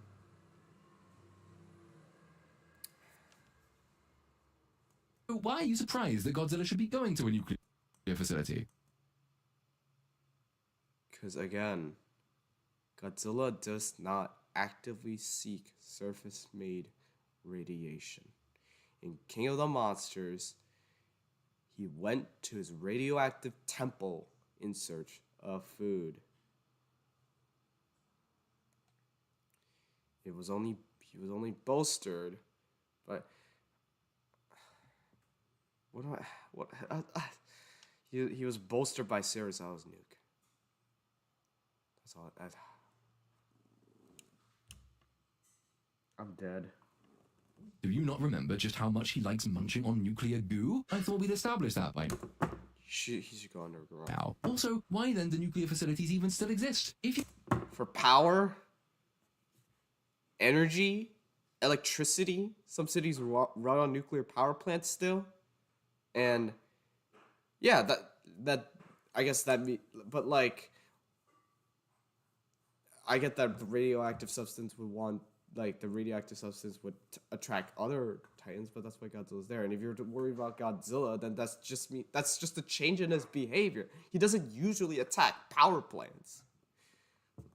If you've just accepted that this giant radioactive lizard is going to be walking around fighting monsters forever, and you not quickly have come to terms with decommissioning them all, it'd make the environmentalists happy. They hate nuclear. It proves we don't need to overthrow capitalism to cut our emissions. Also, why are you pointlessly antagonizing Godzilla with half a dozen drones firing a couple of little missiles? You know that. Okay, he doesn't pay attention to MonsterVerse lore, but in GVK, not the novels, in GKTM and GVK, a lot of the weapons that they use got a lot powerful that they can actually stun. That they can actually stun and like lure monsters. Like, why else would Rodan chase them? Why did Godzilla reel in annoyance 2 missiles in the last movie? And even the first one, if he shot tank shells at the gills, it was enough to annoy him.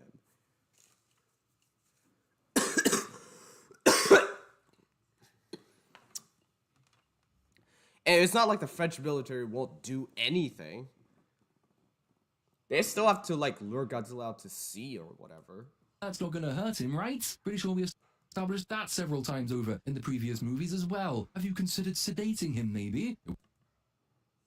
works on Kong. Now look, I get the film wants to start building up a sense of tension and mystery here, because it reasons correctly that the audience is bored to tears of all the terribly written human drama in this monster movie, so yes, it wants to show us Godzilla charging up Solar Beam to face some as yet unknown foe. But is it too much to ask that you find some way of doing this that doesn't show just how little your movies have bothered with world building? It does kind of make all your human characters and civilizations and factions Platoon, you're the one not paying attention to world building. look incredibly dumb, which they are, obviously, but you don't have to show us how dumb they are. You're not forbidden from writing believable stories, guys. Down in Hollow Earth, our heroes find a research facility that's been trashed, so the big evil eye from earlier wasn't Kong's after all. He just came up to get a tooth fixed, and it was entirely unrelated, and nobody's thought to check the logs or the recordings from the facility that they know has gone dark because of reasons.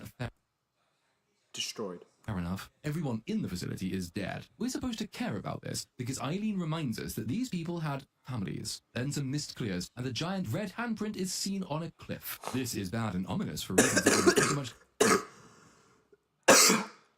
Sorry, I have a sore throat. completely contradicted in a few minutes' time, when we learn they were left by an evil creature that's actually locked in a prison in Mordor and supposedly not free to wander around leaving these marks. That's not what... No. Godzilla sealed them away there, but Scar King found a way out. And he's been preparing this war for millennia. And so he just used this facility as an act of violence. It's like Hamas attacking Israel or something like that.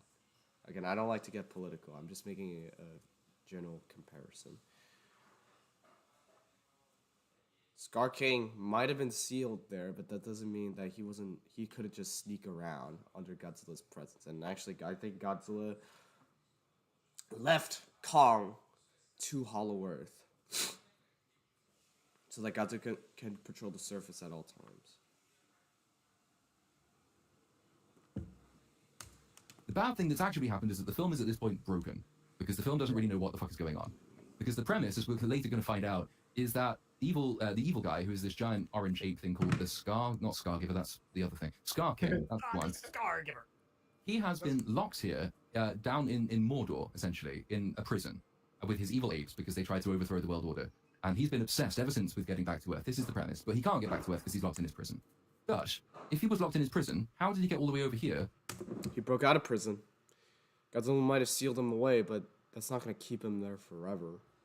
And as you can see, it didn't. And if he was not trapped, if they were trapped down there, why could his ape minions go freely? Because again, they broke down that prison a while ago. To leave the claw. And by the way, guys, I'm not using the other films to defend myself. I'm using the film itself. Mark on the wall, having destroyed the research facility, That's because why he I can't was do that unless he's locked in, unless he's out of his prison. But if he's out of his prison, we already know now, because Kong climbs in and out, that he can get up to the surface at any given point. Yeah. Okay, that's a pretty fair point, but I don't think Scar King knows how to operate a man-made portal. He needs a naturally forming portal. Now, I don't know if Kong knows how to do a portal, but wait, hold on. I need to check the events. Hold on. Give me a sec, guys. Hold on. Let me just quickly scroll through the movie. I got a camera at hand.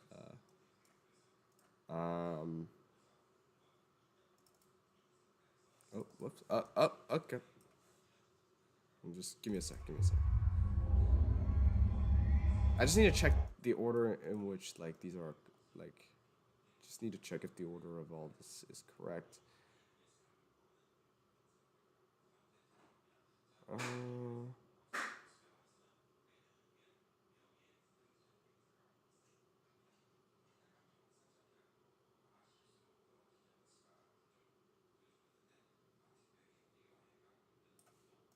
Huh. Okay, that's a little strange. Yeah. I don't know. I actually don't know how Kong got up there, but maybe Scar King didn't feel prepared. And that's where the new Empire part comes in. If he himself came up by himself, then like we wouldn't really have that. Hold on, I'm sorry. My brain is hurting right now.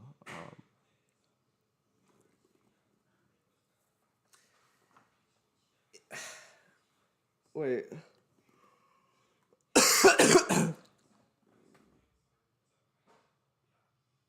Oh wait, hold on, hold on. Wait, hold on. Let me pull up the film again. Just so I can know, just so I can see how they managed to get down there in the first place. Give me a sec. Okay.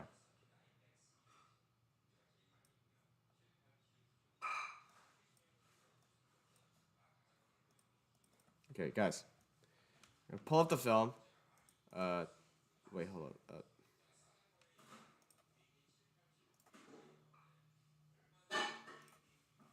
Wait, is that? Oh, window capture. Oh, okay.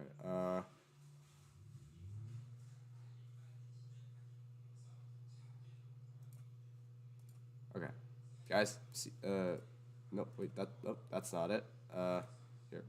Nope. That's also not. Okay, fine. I guess. Okay, I guess I cannot pull up the movie, but if you paid attention to how the movie plays, they destroy the facility. Scar King destroys the facility, and Kong comes back up to the surface. Kong is the only one that knows where the opening of that. He probably climbed up it, and like people detected him down there, and then just opened up the wormhole to it. It's a man-made wormhole, so they probably notified that Kong was there, and then opened it up for him specifically. Now, Scar King does not know where this portal is, because he hasn't traveled up to the surface in any way, shape, or form. That's why he needs to look for a naturally forming wormhole, not a man-made one. And not to mention, this again, the new empire. He needs to bring up his ape empire to finally conquer the surface. He's not Ghidorah. He can't do this on his own. That's like a while to explain, but like I'm just slowly going insane over this video. That's what I said. Because the film isn't ready for him to do that, so... it's kind of fucked. Kong, meanwhile, has gone to a cave in which he keeps the axe that he used to destroy Mecha Streisand in the previous film, and right beneath that cave is a mysterious glowing cavern which he jumps into. This causes his axe to start glowing like Sting, so we know there are orcs about. Inside the cavern is a glittery cave with a pretty waterfall, and he walks through it to emerge in, the Spanish subtitles call it Reino Subterraneo. Subterranean Earth, I think. Or subterranean... subterranean area? I don't know. Fucking Spanish. Hilarious language, which translates to something like Underground Kingdom. Not the most imaginative name. But I'm very confused about how this Hollow Earth business works, because the Underground Kingdom has wide open skies, and yet Kong's only walked a few feet through the cave to get here. So is this some sort of different dimension? Is this different from the Hollow Earth part of the Underground Earth? Is that what's going on? Is the Hollow... It's a deeper part of the Hollow Earth. Actually, let me pull up I'm gonna pull up see Hollow Earth monsters. See what we got here. Okay, here's a thing to take note. You see all these like hills that are jutting out. All right, and I think that's why the portals exist for fast travel across like different the fast travel to the center of the Hollow Earth. But if there's a lot more rock down here, that means that there's something more underground in the mantle, perhaps. Is there like a I guess like there's no map, but I mean you can presume, instead of being a dick, that there's more underground in terms of the Hollow Earth. But technically it's closer to the surface, but like probably packed with dense bedrock that they have to make their way out this way. Earth really a quantum realm with many separate layers? Has that cavern opened in a new dimension? I mean, I guess it must have. Otherwise, Kong could have just walked here without going through the cavern. No, it's just a deeper part. And wouldn't be in any way significant, and he'd already know about it. But then, why would a Hollow Earth operate like a quantum realm with many dimensional layers? Isn't it just supposed to be a vast cave, essentially, beneath? And that is why those portals exist. Fast travel to the center of the Hollow Earth. Earth's crust? I don't get it, film. Also, why did Kong grab his axe and come here? Is he being called to it via some mystical energy thing like Godzilla?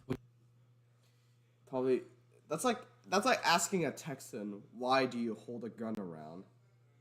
Because it's Texas. Similarly, the Hollow Earth is the Hollow Earth. You don't know what threats are gonna be there. And Kong could have easily killed those hounds if he had his axe. So, yeah. Would he detect titans? But if that's so important, why did he go up first to get a tooth fixed? Why has he done that, film? Oh, fuck it, I don't care. Film's dumb. I'm just getting drunk. Fuck this film. So Kong's now in the underground kingdom where he encounters a tiny ape child that bites him because it's a dick. Then he gets into a fight with some bigger ape creatures. He's... This is fantastic. Okay. This was the best. Beer game. The Kong goes through the child. See, You're thinking right. Okay, Kong can finish. They become best friends. But he tries to rescue one from falling off of a waterfall, thereby proving that he is good people. But as soon as it's back up, it tries to stab him, thereby proving that it is bad people, so he finishes fighting them, and that's the end of the fight. Ape Child, having survived being used as a club, decides not to be a dick anymore. Fair enough. I'd not want to fuck with Kong after he used me to beat the shit out of my own parents either, so Ape Club, little baby cub Diddy Kong, that's what we'll go with, Diddy Kong leads him off somewhere. Our heroes, meanwhile, track Kong to the rift using Echo's magical psychic powers. We do some very important character establishment stuff as the Scottish pilot guy. I'm pretty sure this is Fat Bastard Jr. from Andor. Yeah, how the mighty have fallen. Anyway, he's getting eaten alive by mosquitoes, and what he wants to know is what they eat when they can't get Hobbit. Crikey, however, is quite happy to let mosquitoes drink his blood. Fat Bastard tells him to kill it, but Crikey says mosquitoes only drink the blood so they can grow their own egg. I'm pretty sure they say that only male mosquitoes, that male mosquitoes don't suck blood. I don't know how he knew that it was male, but once he realized it wasn't, just let it stick. This is meant to establish that Fat Bastard is probably evil, while Crikey is very good because he's in touch with nature. But what it probably means is that Crikey has about a month to live before the super mega ultra malaria kills him. But he didn't get his blood sucked out. Mosquitoes are not good, kids, and nature isn't fun. Nature is cold and heartless, and it's invented quite literally millions of ways to kill you. Mosquitoes are nature's Be like Fat Bastard, kill them all, destroy nature before nature destroys you. They go strolling through a forest, and Crikey becomes some sort of expert naturalist because his real-life training is a vet, and that means he knows everything about megafauna because that's what the film needs him to be now. So he's now their de facto guide and able to commune with nature and read entrails and sense danger and such, while Fat Bastard further endears himself to me by being the only sensible character in the entire movie. Listen, Carl, I'm gonna trust my state-of-the-art thermal over your Ace Ventura hippy-dippy sixth sense all day long.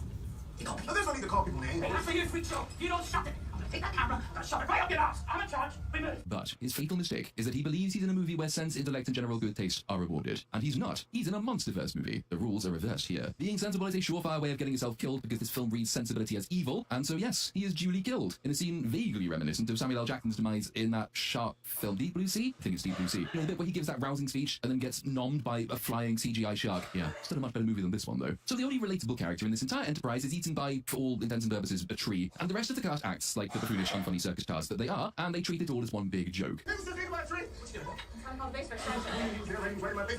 A tree out of nowhere. Oh, no, man, no, that's heavy. Listen, natural well, man. Right into some cold. Let love cross group. I mean, no one really had an emotional connection to him. I don't think he was meant to have an emotional connection to him. That's like saying that the cop in Army of the Dead, not even Army of the Dead wasn't a good movie, but I mean, it's like saying the cop in Army of the Dead was meant for us to sympathize for him when he gets shot in the leg by the French lady. No, he's meant to be despicable. Although, yeah, he was like the smart one, I guess. Could have had his death written much better, but yeah. As humans, we think we took ourselves off the food chain. Maybe the times are here to remind us. I think that there's something seriously wrong with you. Okay. They walk off as though nothing serious has occurred. Hey, Eileen, do you remember when you reminded us those poor research station guys who died earlier probably had, families, so we should be sad that they're dead? You're not sad for this guy? No, I guess not. Up in the surreal city place that the film considers to be the real world, an irradiated Godzilla goes stomping through another ancient and venerable city, probably giving everyone instant stage 3 cancer as he goes, and then he jumps into the sea, where he is tracked by a conveniently placed Bro has never heard of evacuations. submarine.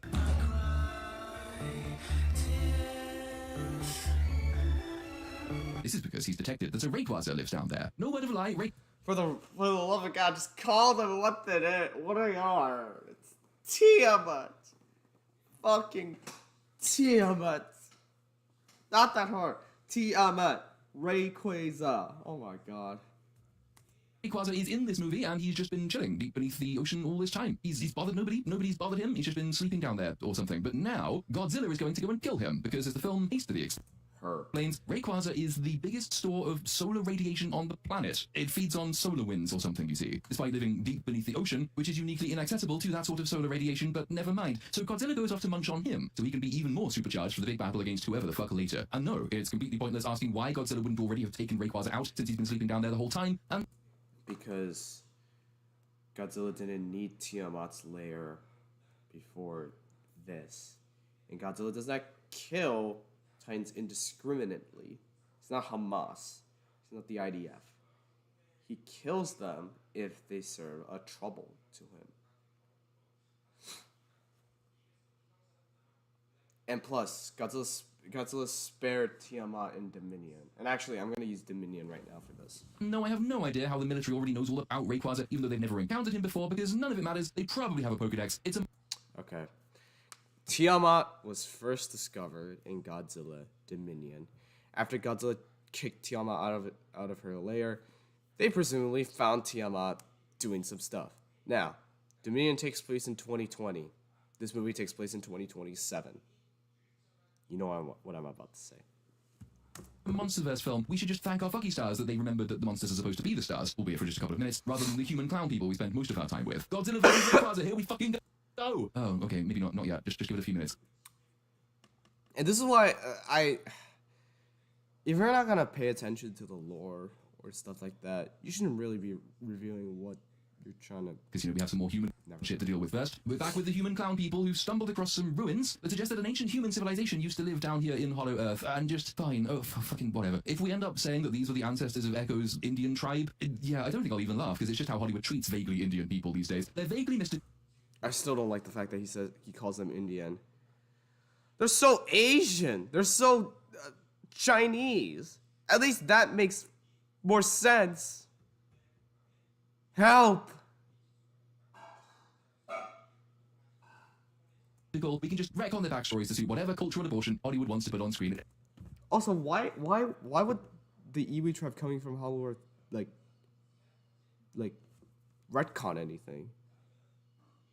In the last movie, they established that Skull Island, and I quote, was like Hollow Earth coming to the surface. So the Iwi tribe would... I mean, come on, at least this part makes sense.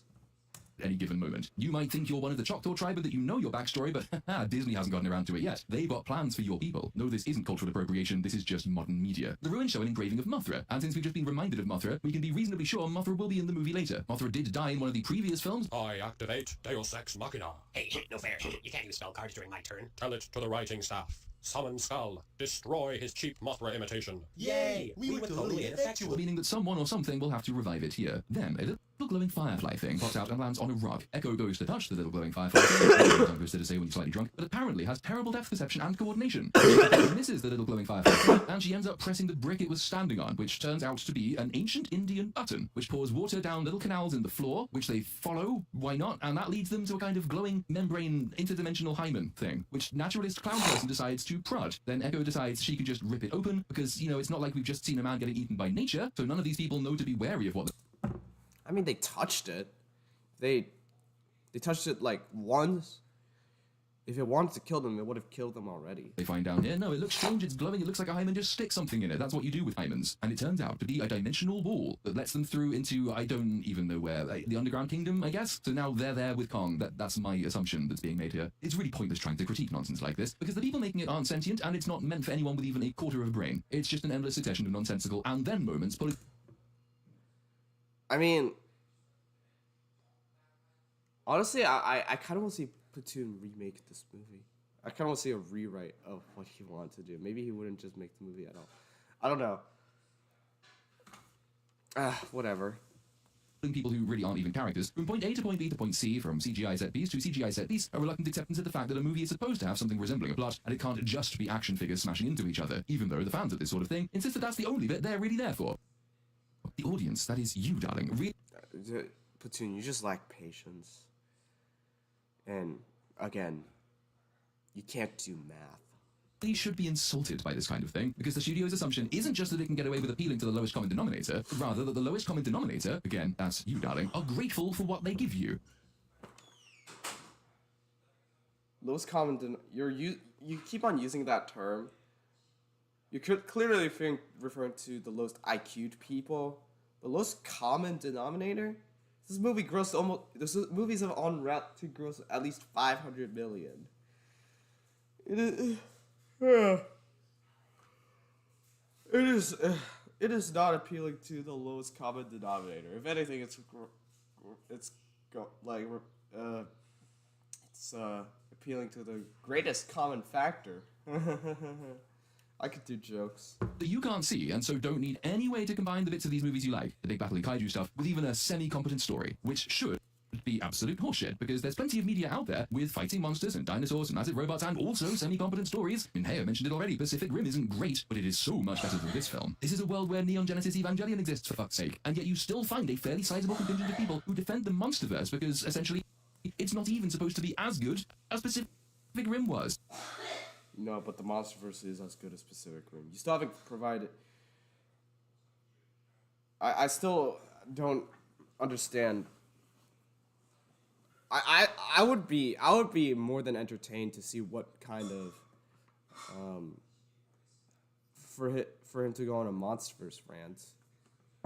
I'm genuinely curious to see how that goes. Honestly, it's like asking the studios to water down the slop they give you, the thin gruel they spoon into it funny in this video. Because at least if we mock it, it entails that we have certain expectations that the film does not meet. It at least implies you want something better. But oh well, enough with the more. I'm one of those people that want this film to be better, but again, this video doesn't do a great job at conveying that. It's not constructive in its criticism, per se. It's like a standard Mauler video. It's an unbridled rampage. Maudlin crap. Back to pure unadulterated crap. Kong and Diddy Kong are wandering off somewhere for some reason. Some bird things are eating some worm things, and Diddy Kong leads them to a lovely lake, which is almost certainly a trap. Oh look, it's a trap, hooray, yeah, god, oh, so surprising. It's another Rayquaza. Kong versus Rayquaza. I don't think anyone's viewing this stream. I'm still doing it. Bub runs away, but hey, we get Kong versus Rayquaza, right? Everyone only comes to see these films for the monster fights. That's what I've been told repeatedly. He kills it off screen. Off screen? He kills it off screen, film? You did your monster battle off screen? What's even the fucking point? No, it's great, you see. I know the human stuff is crap, but that's what makes it good. And, you know, anyway, I only really watch these films for the monster battles that happen off screen now. It's one battle, and you still get, like, a good 20 seconds of it.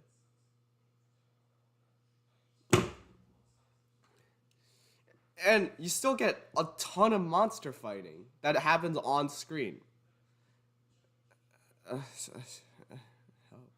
That's how we're defending it, isn't it? And so Kong catches up with Diddy Kong and tells him to lead the way again. This is dumb, but that's the arc, isn't it? That's what we do.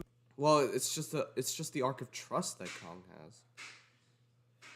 Kong, like, he wants Zuko, the mini Kong, to see that he has no incentive to lie. Or no incentive to not trust him. He's not gonna hurt him, and they establish this when they give him food. It's time for arcs again. This is Kong getting that family he wanted. He's showing the vicious little bastard club, who he's already used as a club, that kindness and love and loyalty exist in the world, which means Diddy Kong will come on side when we later meet his real family who turn out to be absolute and Diddy Kong chooses love and saves the day. By the way, I'm writing all of this as I watch the film for the first time, so when this is inevitably the payoff later, I don't expect any praise for this foresight because it's so fucking obvious Stevie Wonder could see it coming a mile off. Up in the real world, the submarine loses track of Godzilla, but then they find him again when he shoots Rayquaza with his nuclear beam. Rayquaza glomps Godzilla, but then he does a kind of off-screen nuclear bomb thing. That's the second Rayquaza we killed basically off-screen, and it explodes, so that wasn't much of a fight really, was it? Not really sure where all the solar energy is supposed to have gone, because remember Godzilla's supposed to be absorbing that shit, but never mind. It's stuck in the ice. In that ice pattern. In that ice cap. Ice pattern, ice cap. Then, Godzilla swims deeper. In the quantum realm, Echo uses the Force to sense some people, and, oh, good. It's this fucking Indians. We're doing Indians. Oh, yeah. Indians, Asians, just call them native tribes. That's the least you could have done. Tribal people. White Indians. Are you trying to be like Columbus? I was right. They're her ancestors, aren't they? That's what we're doing. We've got fucking quantum-verse Indians in the film now. How tediously predictable. The quantum Indians take them into quantum Indian Tron world. I don't think that was predictable. Who would have seen that coming? No, pretty sure at least one of them is Korean, but they're like... Okay, now that's just too much. Vala Chen is Chinese.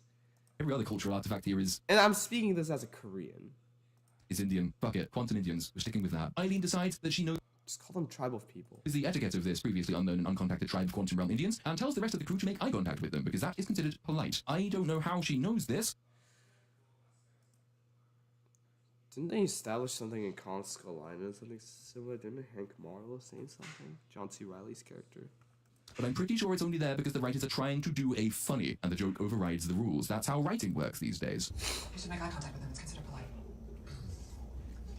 Yeah, this is not working for me. Then some sort of gong plays, and quantum Indian goddess woman appears from out of Tron world. They all communicate telepathically, and they take Echo off with them, because yes, as was written in the words of the prophet, the little Platoon, quite some time ago, these are her ancestors. This is the origin of her powers. She touches hands with the quantum Indian goddess. She sees visions of happy quantum Indians. They all go into Tron world to meet quantum Indian master control, which is the source of the distress signal they picked up earlier, which we're told was contacting Godzilla for reasons that I'm sure will become clear. Fuck it, I'm just gonna get drunk again. Yep, yeah, fuck this film. God, writing. Just, no. But first, we rejoin Kong and Diddy Kong as they cross into fucking Mordor. They've gone to Mordor because they're off to meet Diddy Kong's evil gorilla fam, and, they're evil, so they have to live in Mordor. That's how nature works. Nature kind of maps the morality of the people who live there. It involves crossing a rickety bone bridge, and whatever used to own these bones is bigger than Kong, who is the same size as Godzilla, which means it's significantly bigger than Godzilla. What? He's the width of a rib bone. How big was this thing? Who was this thing? What killed him? I'm pretty sure Godzilla's going to win in this movie like he always does, which makes you wonder just who was able to kill an even bigger monster and how. This thing's the size of a fucking city, but we'll never find out because, it's there to look cool, not to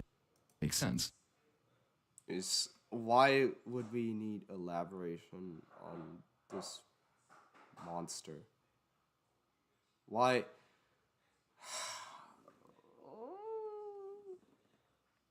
I'm willingly doing this as well. But knowing whose bones are that, is that relevant to the plot? Back with the quantum Indians, they pour some magic goo into a chalice and it starts glowing, which illuminates the rest of the temple, which is covered in quantum Indian hieroglyphs, and Eileen can just read these now. Oh gee, oh golly, it's time for exposition. What fun, are you ready? Okay, yeah, I don't like the exposition dump. So. Guys, it's the exposition dump. The script says that in the beginning, Hollow Earth lived in harmony with the surface world. The Titans guarded nature, and the great apes, Kong and his lot, become the protectors of humanity, who I guess are not part of nature in Monsterverse cosmology. Oh, really?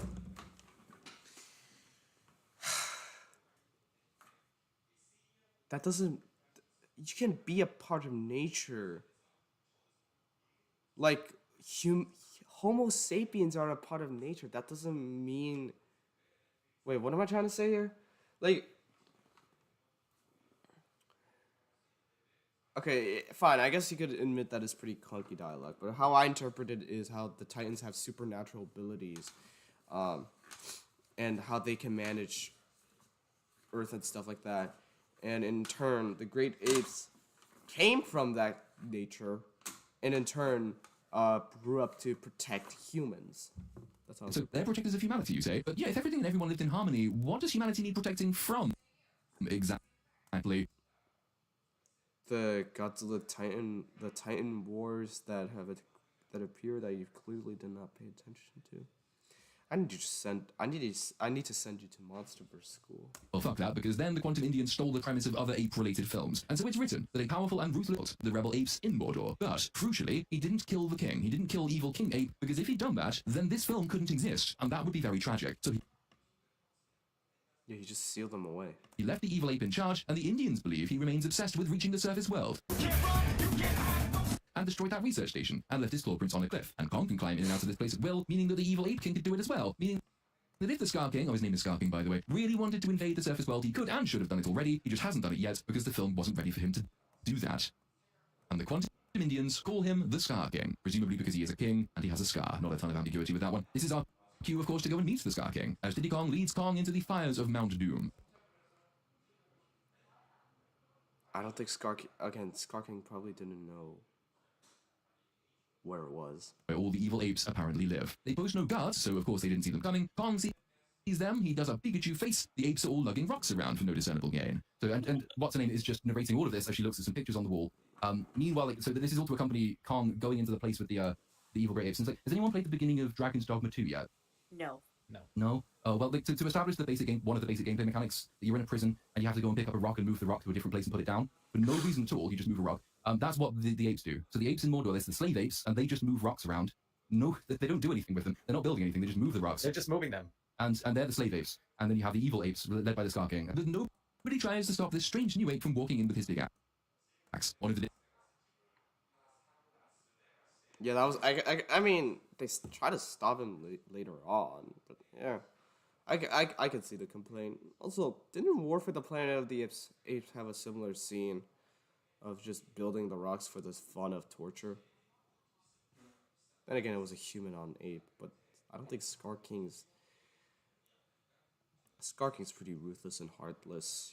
He would probably want them to overwork just to show them who's boss. big ape gets older and he gets bullied by another ape. Although those rocks can be used to make weapons. They did have stone knives. But the theme is that Kong is a good and noble ape, so he intervenes to help, which turns to the ire of the dickhead ape, who he then one-shots. Okay, fine. This not being the best way to make friends, lots of the evil apes get angry, but they are stopped before they can do anything serious. The Scar King cometh, and oh dear, what a mightily rich villain pose that is. The Scar King is incredibly moody because not only has Godzilla trapped him in Mordor, but we already know he isn't really trapped, but never mind. Again, even if he was trapped, even if he could get out, he doesn't know where the Hollow Earth tunnel system is from Hollow Earth to the surface. Jesus Christ. But being trapped in Mordor, where he isn't actually trapped, means he couldn't audition for Zack Snyder's Rebel Moon Part 2, The Scar Giver. And being trapped down in Mordor, he hasn't seen Rebel Moon Part 1, The Child of Scar, whatever the fuck that was called, so he doesn't know how terrible it was. If only Kong had thought to bring an iPad with him, he could have shown the Scar King that he's better off being trapped in Mordor than getting cast in that film. Maybe then things would have panned out so different. Why are we bringing Zack Snyder into this? And I'm not saying Rebel Moon was a good movie. It was pretty bad, but just get to the point. The Scar King then walks up to Kong, and Kong just lets him Kong lets him stick his finger in his what? Why is this happening? Do you do this? Anyone watching this video? Is this the kind of thing you do when you bump into strangers? Is this the first thing you do? Is just let them put their finger in your mouth? You kinky fuckers. But it means we're doing the tooth thing, because the Scar King puts his finger in Kong's mouth, which Kong just lets him do, and he reveals the metal tooth, and then he laughs at the metal tooth. So, well, I mean, I don't think Kong wants to hurt him or anything, and I mean, if Kong retaliated, he probably would get dogged on. So the tooth is still important, kind of. For now. Then he Sparta kicks the poor innocent ape that Kong helped earlier. He just Sparta kicks him into the fires of Mount Doom because, he's evil. We need to establish that. And so they have a fight now. Kong has his axe, and the Scar King, who, as we've just established, is a kinky fucker, has a whip made of bones that has some sort of spiky blue gemstone on the end. The gemstone is bad news for as yet nebulous reasons. You might be thinking it's some special thing that can do unique damage to other titans, like kryptonite for Kong. But that's not quite what it is, as we will find out in a couple of seconds.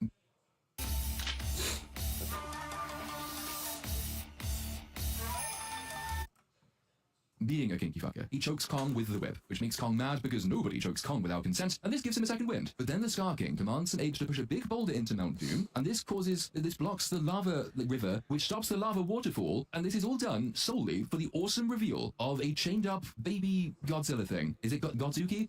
It's not Godzuki, but I think I'm gonna fucking know. It's Godzuki. What have they done? Shimo.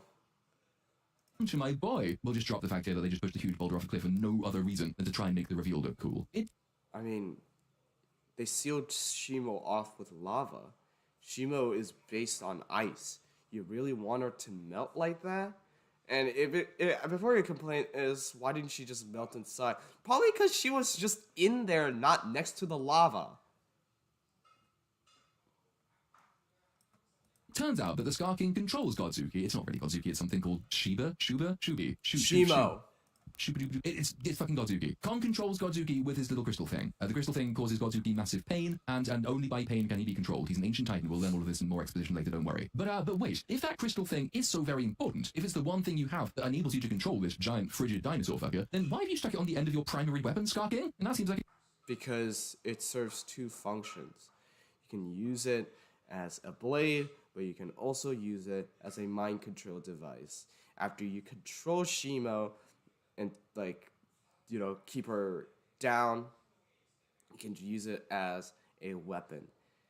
This is idiotic as saying like you cannot use a pair of shears as a stabbing weapon. It's just used to cut grass. No, it's not. An incredibly bad idea. What if your whip snaps in battle? That's a pun. Do you just Snaps in battle? Just grab the end with the knife. Just grab the end with the blade. lose control of Godzuki at that moment?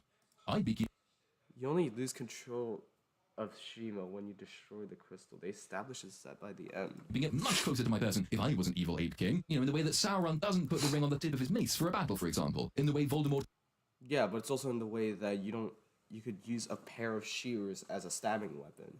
It's in the same way that you can hold on.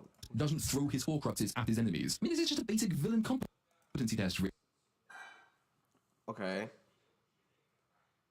But again, shears. And here's another one. Chopsticks, actually. I mean, you use them to eat, but you can definitely stab people's eyes out with that. Don't ask how I know that. But that's definitely plausible. Really? And the Scar King is failing it. I mean, you can already see the scene. You, who may not even have seen this movie, I'm sure can already picture the scene. There will be a fight later, the whip's gonna snap, in the sense that, it breaks in half, not just the usual snapping of the whip sense. And the crystal will fly off the whip and he loses control, and this poor creature takes vengeance on him. You know this is gonna happen. I knew it was gonna happen way before it got there. Okay, fine. One of the problems is with the new Emperor is its predictability and formulaic stuff. Yeah, I agree.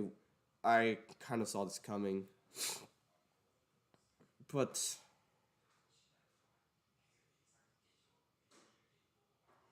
whatever.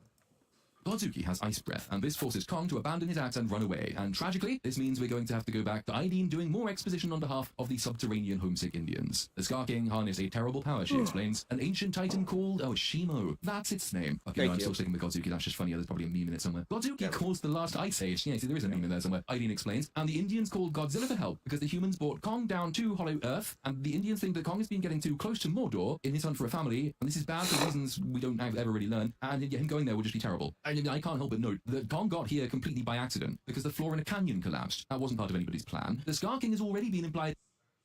What's wrong with that? You don't become curious and investigate? to have left his prison, and his motives for doing so have absolutely nothing to do with Kong, and Kong approaching hasn't materially altered the situation in any way, and the humans got here by sheer dumb luck. All they had to do was penetrate the dimensional hymen thing, and so, it's hardly the most secure prison in the world anyway. I also can't help but note that Kong is a great ape, and the great apes are, as we've just been told, supposed to be the guardians of humanity, with the other titans, like Godzilla, being the defenders of nature. And yet the Quantum Indians, who are notably human, have decided to summon Godzilla down here, rather than trying to communicate with Kong. Okay. First of all, Kong is very far away. In fact, I don't think he ever interacted with those humans until right this instant. Godzilla, the great apes threaten the nature of their civilization and the surface world. That's why they're calling Godzilla for help. He's a defender of nature. He may not give a shit about humans, but if the Iwi tribe can summon Godzilla with the distress call of these people are threatening to take over the planet and ruin nature, Godzilla has more than enough reason to do so. Now, he doesn't know where it's coming from. He probably hasn't been to Hollow Earth in a long time. But one can assume that the Iwi tribe is not doing it so that not only doing it to defend their own people, but also to get Godzilla going in terms of the fact that these people are going to wreck up nature. To explain their dilemma, which they could do, since they are the origin of Echo's powers. She can communicate with Kong using the same telepathy sign language mix that they use, so... So yeah, why didn't they just try chatting to Kong about it first? By the way, if you asked for an explanation, if the film gave you an explanation, you would either hand-wave it away as an exposition dump, or you would just call that explanation stupid. It's a lose-lose situation with you. Oh my god. This is absolutely a thing they could have done, and should have done. Their own lore suggests it's the thing they really must have done. Again, this Iwi tribe probably didn't even know that Kong was down here. I mean, if the humans didn't know. Again, uncharted territory. You forgot? It's part of their origin story, after all. But I guess, well, then if they'd done that, then, yeah, once again, we'd not have a film, and that would be bad for reasons, honestly, I have not been able to work out, but I'm told it would be bad if we don't have this film. Lots of people seem to enjoy it for some fucking reason. I think we'd all be better off without the film, but, you know, what do I know? So Eileen figures that That's just your opinion. this is why Godzilla is changing. He is gearing up for war, or more specifically, in the words of Crikey, he's gearing up for World War III. Well, now, someone more invested in this nonsense than I can go back and check, but I'm pretty sure our heroes were already in Quantum Narnia by the time Godzilla attacked the nuclear plant. They were definitely down here by the time he went after Rayquaza. So, how exactly do they know that Godzilla is changing or charging? They probably mean a change in his behavior. Because again, if you paid attention to the last couple of movies, Godzilla does not attack Titans indiscriminately. But he killed Scylla, and now he's like on the move, all that kind of stuff to the Arctic Ocean. And they probably don't know that he turned pink yet, but yeah, I see what he's trying to say, but yeah, they probably just mean in his behavior patterns, because like you don't need physical changes to just know that he's changed. At least, I mean, by the nuclear power plant alone, we can tell that he's trying to get ready for something. He needs for extra energy fast. Did they read it in the script? I think they might have just read it in the script, but I'm not entirely sure. I'd have to go back and check, but that's something I'm never ever going to do. This is if you're gonna look, I don't like the Transformers movies, but I at least pay attention to what's going on. If you're not even gonna hate on if you're not even gonna pay attention to something you're gonna hate, you don't deserve to hate it. That's why research exists. You fucking dumbwit. is one of those films that I know I can say for sure I will never ever watch again. So for now I'm just putting that out as a possible hole in the plot. Eileen, continuing the exposition. Yeah, possible, because I just addressed it for you. Explains that the Quantum Indians, oh for fuck's sake. Oh god, okay, fine, we're doing a prophecy. The Quantum Indians believe that one of their own will return at the end of the world to awaken Mothra, who is now, for the sake of convenience, the ancient defender of the Indian... Okay. This is actually dumb. I'm gonna say this right now. Mothra appearing like that is one of the biggest contrivances in this movie. Mothra has never been established to be a relic of the Iwi tribe, and now they just retcon that, and personally, I don't like that, but that's okay. I'm gonna give 1 point to Platoon. Specifically, as well as being Godzilla's best pal. Is the film trying to tell us that Indians aren't human? Is that why they want to be protected by Godzilla via Mothra rather than Kong, the defender of the humans? Anyway, the problem... Again, they didn't know that Kong was down there, and again, they saw Godzilla as and all other great apes are either bad or dead. Prophecy specifically foretells that the prodigal Indian... And by bad, I mean under Scar King's rule. And these apes follow their king like sheep, so...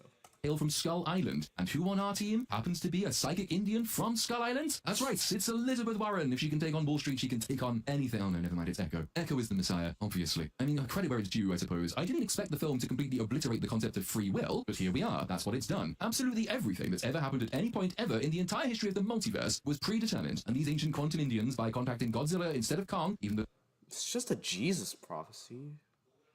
That's what Dune 2 did. Their law stipulates they should really have contacted Kong, have followed a chain of events that, by a long and convoluted string of what we thought was complete fucking luck and incomprehensible script writing, but that has actually been fate all along, has brought their Messiah to exactly the right place at exactly the right time to prevent the Scar King from breaking out of his incredibly flimsy prison that he's already broken out of anyway, and starting World War III, which he's about to go and do anyway. Meaning, I guess, that the reason Godzilla didn't first kill the Scar King before locking his people up in Mordor is that if he'd done that, we'd not have needed the prophecy, so all that happened before was done so that the prophecy could be fulfilled, even though, whatever God came up with it was just a terrible fucking writer, and the script should never have been greenlit. And anyway, Kong, oh god. Yeah, more of this, more is needed. I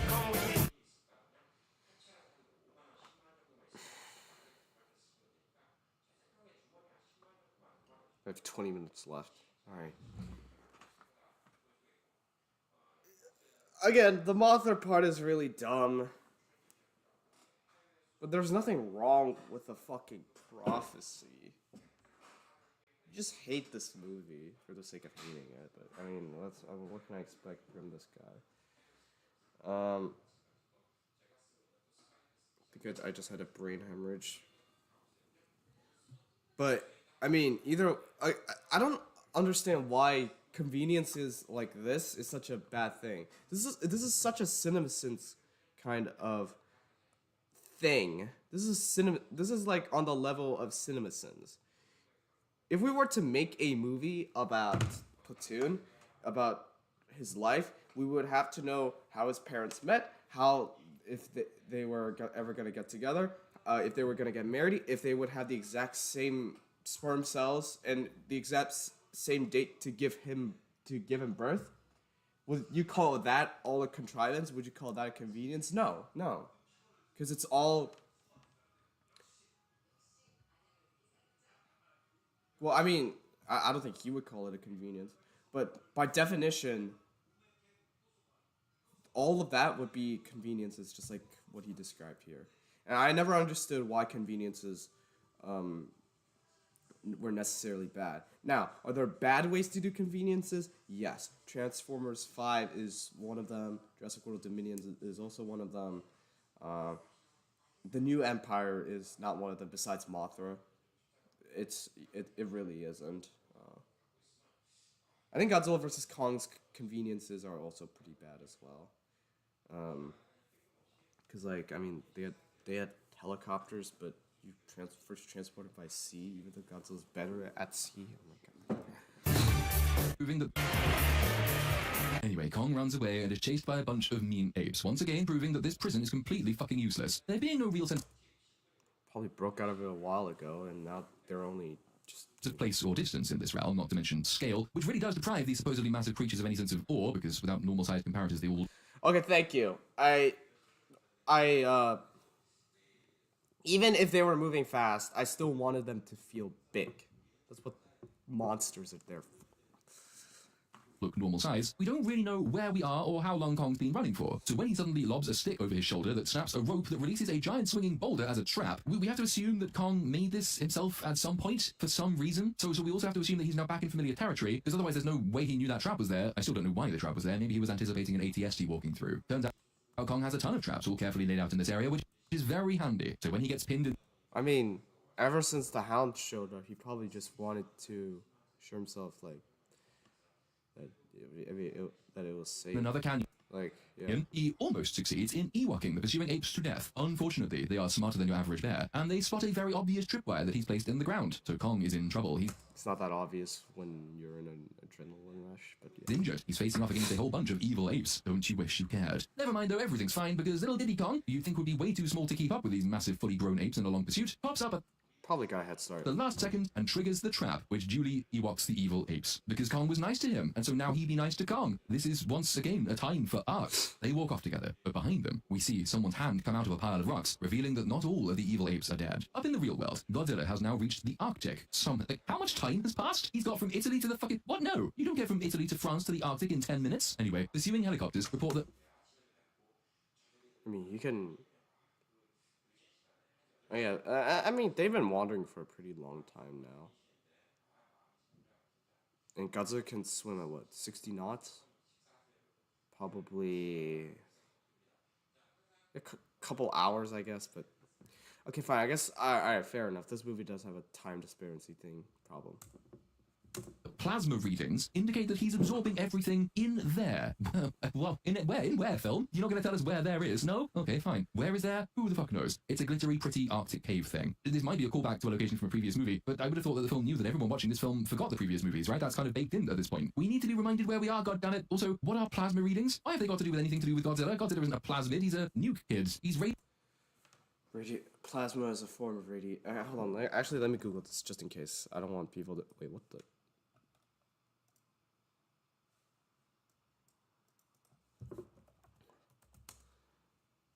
Is radiation a form of plasma? Okay, fair enough. Different, but I mean, there's still the...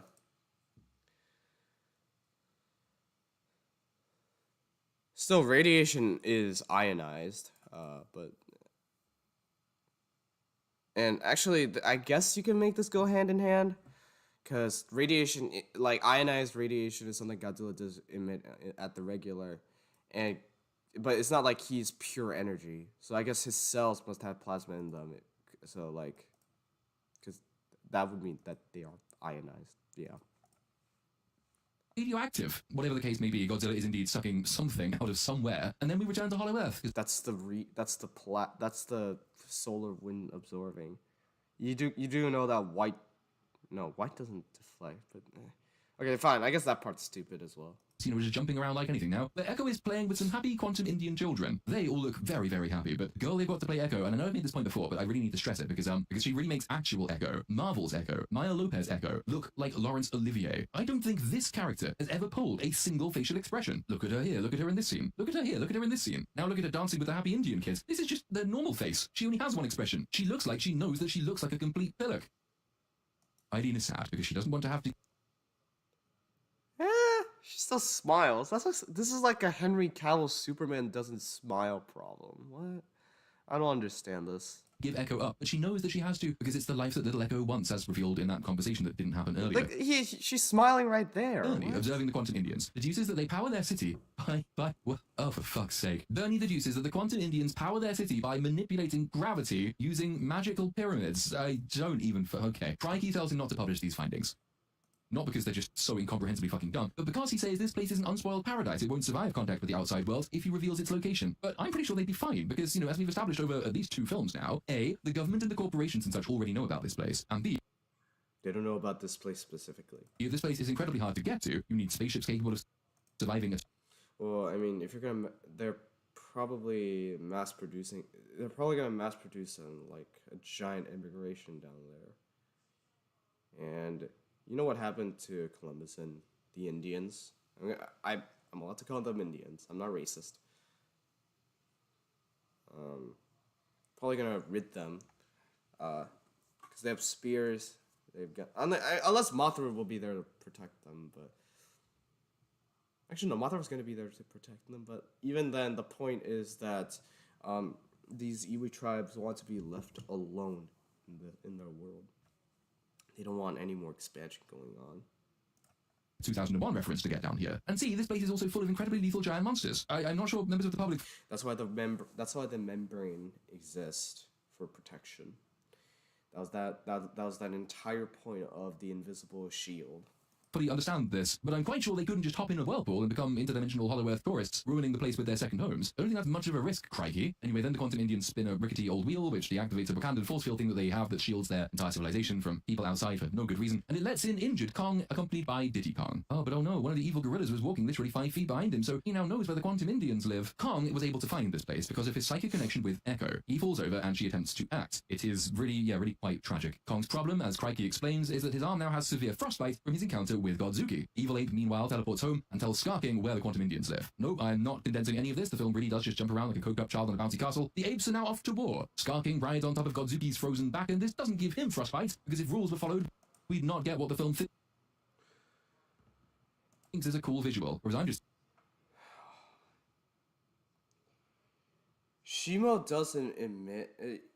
If it wasn't obvious, Shimo doesn't emit all frost the same.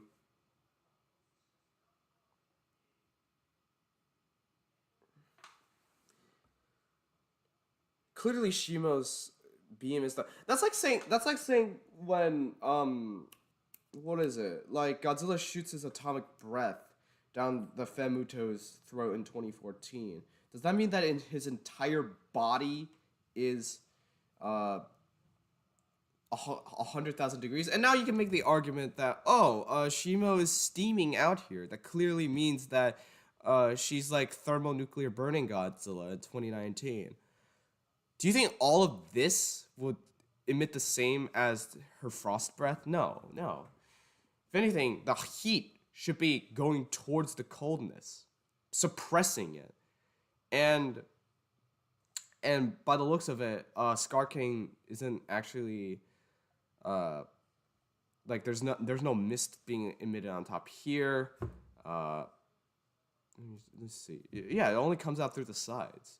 And again, the warm air with the lava is probably suppressing it all. He's fine. It's not thermonuclear Godzilla. PD pink. This means he is pretty much fully powered up. He has charged up Solar Beam ready for the next attack. Meanwhile, thousands of miles away, Crikey tells us the frostbite has given Kong nerve damage and they can't communicate with the surface for help. But they have some... oh my god, here we go again. But they have some supplies at that outpost, the wrecked one from earlier, and these will be enough to activate Project Powerhouse. Project Powerhouse is, which means it's time, gee, golly gosh, and ooh-wee, for another exposition dump. And this one really is a doozy. So Eileen explains that after Mechagodzilla fucked shit up in the previous film, they realized there were some threats that Kong couldn't face. So they contacted Eitri the Dwarf up on Nidavellir from the Infinity War film, and he made a Kong-sized Infinity Gauntlet. And lucky for us, no, I'm not shitting you, that is exactly what Eileen says, the finished prototype, which had its funding pulled before it was finished by a government that we already established isn't involved with anything down here, but never the fuck mind, has already been transported down here for testing. The Infinity Gauntlet was stored at the outpost destroyed earlier. Alright, yeah, this was a stupid Deus Ex Machina as well. God damn. Now I'm really considering 2014 to be a better film than this. I put the New Empire above 2014 because once you break it down, the New Empire mostly does not make sense. Again, I just explained most of the stuff, but there's like 2 or 3 things that I still do find the film to be fucking brain retarded on. By the Scar King, while the Scar King was also trapped in prison, which, as luck would have it, he didn't find, meaning that Crikey can teleport all the way back. Yeah, because it was like buried in a far off so he didn't see. Back there to pick it up. Funny that they say that because, like, just at the beginning of the film, they're just like, oh, the government's all decided to agree not to attack Godzilla because he's a protector of Earth. And then all of a sudden, the government can't intervene at all, even though we also secretly funded this King Kong weapon that's secretly in Hollow Earth as well. Yeah. Right. They made this weapon to help Kong. Secretly funded Godzilla because he's a protector of Earth. And then all of a sudden, the government can't intervene at all, even though we also secretly funded this They never said the government couldn't intervene. It's just that the government couldn't take over Monarch. King Kong weapon that's secretly in Hollow Earth as well. Yeah. Right. Zero. Which they just remember at the last possible second. Oh, by the way, we've got an Infinity Gauntlet. We'll be fine. It cures. Yeah, that fine. I do agree that was a very stupid point. Yeah. Frostbite, whatever. You're describing the best movie ever right now. If I just walked into a room and I was like, King Kong, Infinity Gauntlet, give me $100 million. Every studio would be like, okay, yeah. For some reason, I Was Made for Loving You by Kiss plays as the spaceship teleports back and deposits the Infinity Gauntlet near Kong, and it activates its rocket boosters and attaches itself to Kong's frostbitten, nerve-damaged arm. Now, you might be thinking, this is all incredibly dumb. How the fuck is none of this makes any sense? And anyway, it's not going to solve the frostbite problem, is it? Well, you're wrong. You might be thinking that, but that's, thinking. Thinking is bad. This film doesn't reward thought, okay? Because it turns out the Infinity Gauntlet comes equipped with canisters of green goo, and the green goo injects Kong's arm, and Crikey says this'll deal with his frostbite. So, yeah, it's called medicine. It's called healthcare.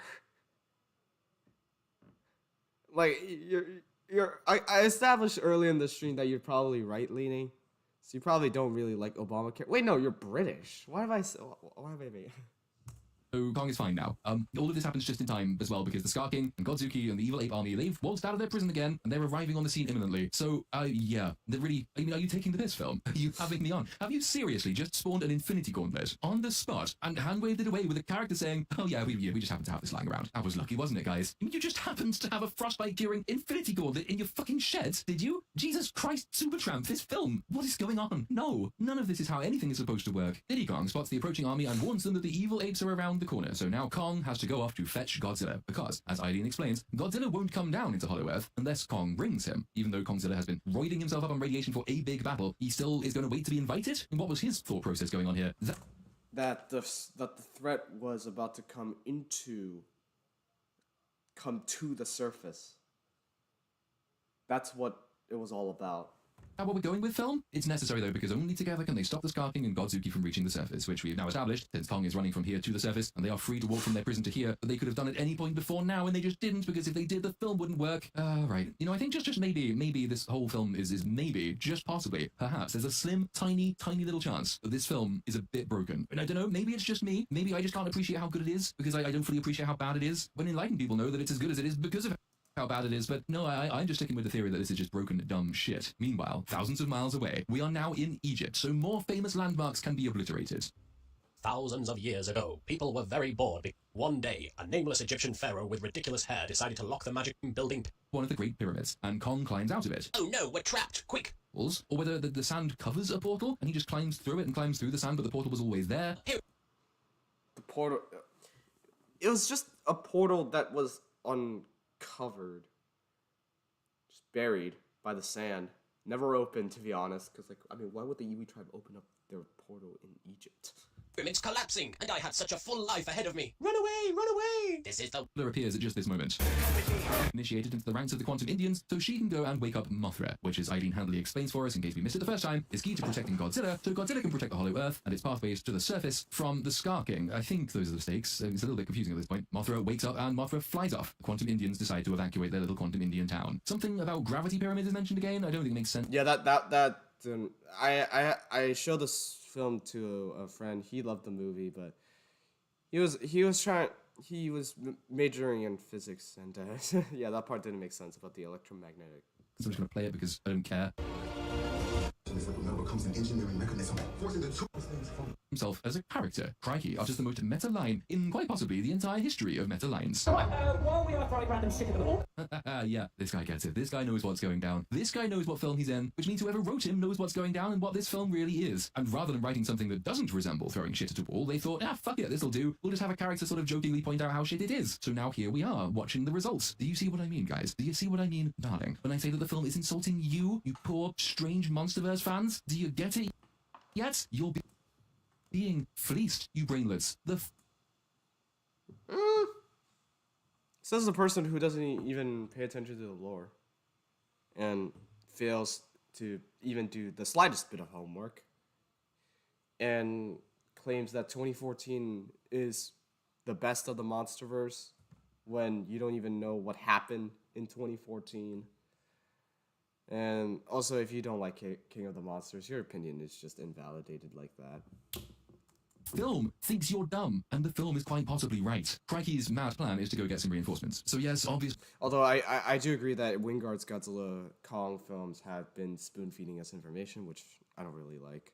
At least King of the Monsters did it. At least 2014 Skull Island and KOTM did it in a more subtle way, I guess. I mean, not really subtle, but like still in a more enjoyable way, but yeah. Obviously, we're doing the electric pterodactyl bit. That is very clearly where we're going, but still, at least they set it up. At least they trailed it. At least they got a mention at the beginning that can pay off in a few minutes' time. At least he didn't say, oh, by the way, funny thing, as luck would have it, complete by chance, I totally forgot about it, but I just remembered. Luckily, fortunately, guys, we've got an infinity gauntlet in the shed. We can just go and grab that. God, well done, film. We're about 15 minutes out from the end, and you have done a thing right. Meanwhile, thousands of miles away, the monsters once again piss off the entire world by blowing up half of Cairo. Godzilla actually, fucking hell. Godzilla does, what is this called? I actually had to ask this on Beats Up because Cynic likes wrestling, and I'm not that gay, so Cynic can explain this for us. They roar into the sky together. Yeah. And I did lead you astray. You asked me because I was supposed to have expertise. I said it was a German suplex. It is actually a superplex. What the fuck is a superplex? So that is when you give them what would be a standard suplex, but off of the top rope. Or in this case, off of a pyramid. So in this case, off of a fucking pyramid. It was quite. Keep talking. I'm just about to find. Keep talking. Keep talking, woman. Keep going. Yeah, boy. Okay, go off the top rope. Fucking off the top ropes. Oh. Yeah, there we go. Oh my God, he is fucking in there. Kong then pummels Godzilla's head with his Infinity Gauntlet, which you think is entirely counterproductive, and Godzilla finishes wiping out Cairo with his pink...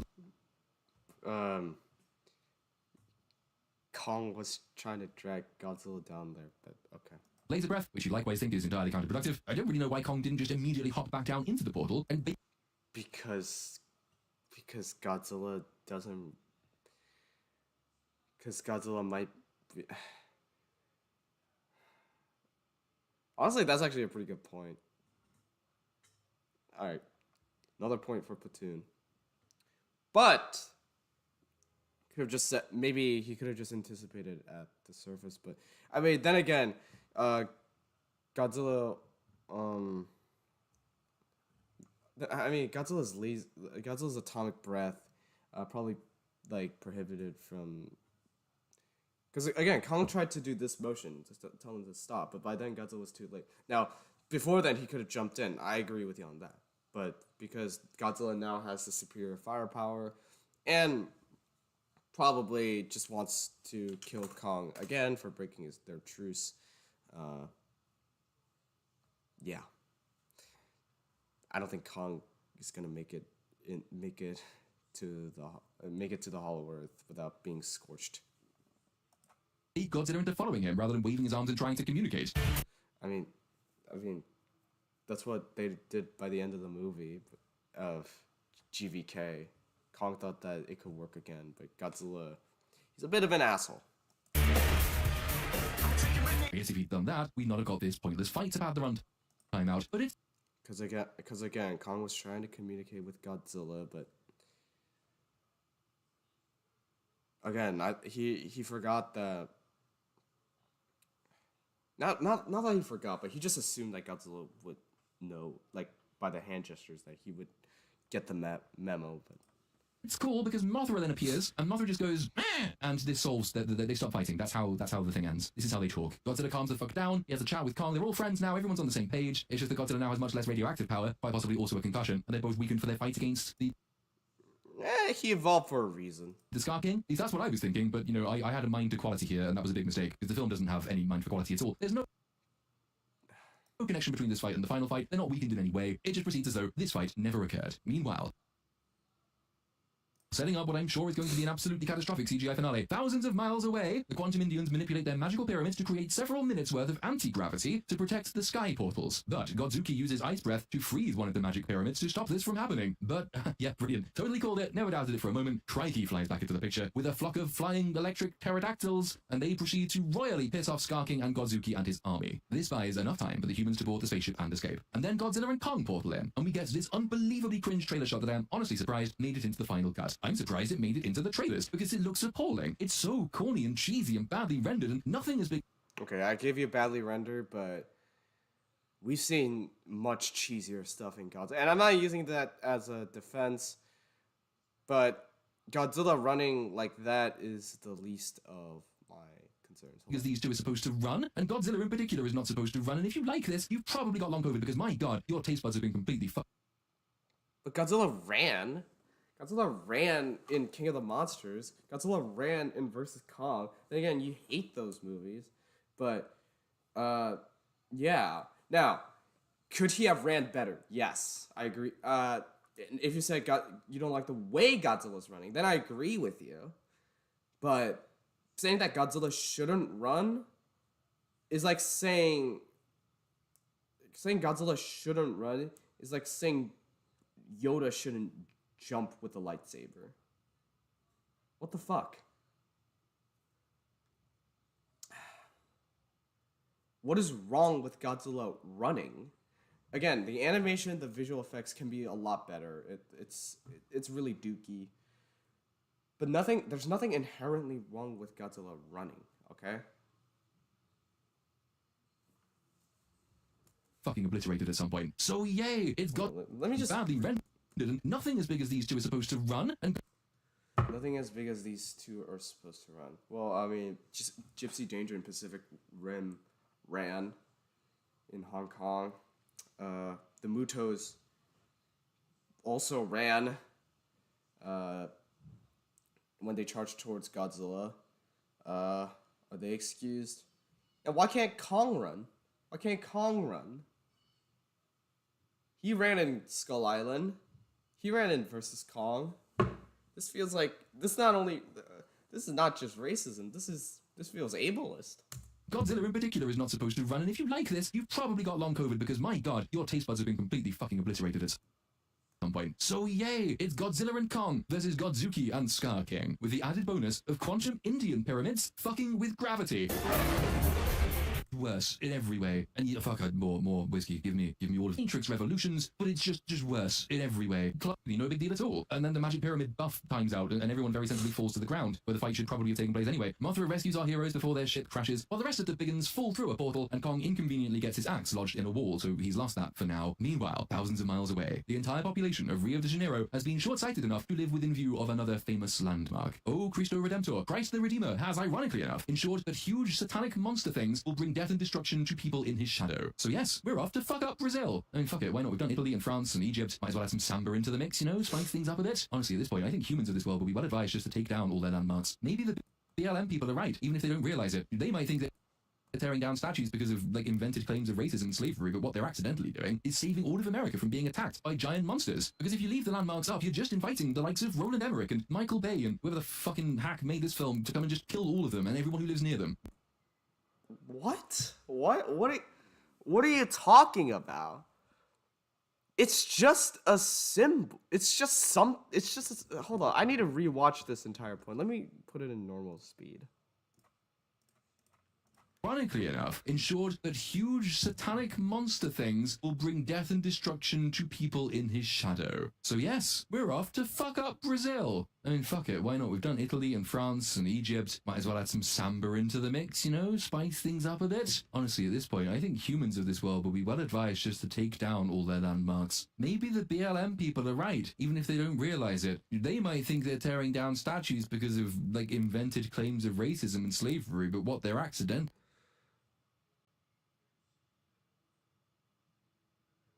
Okay, I don't know why they say that Churchill was a racist and all that, but like, really? Invented claims of race? Now, as a conservative, I think the BLM movement is kind of stupid, but let's not blame them for where they came from. It's not, oh my god. Why is... And why are we getting political in the MonsterVerse? The most political we've ever gotten in the MonsterVerse was Kong Skull Island. You dumbwit.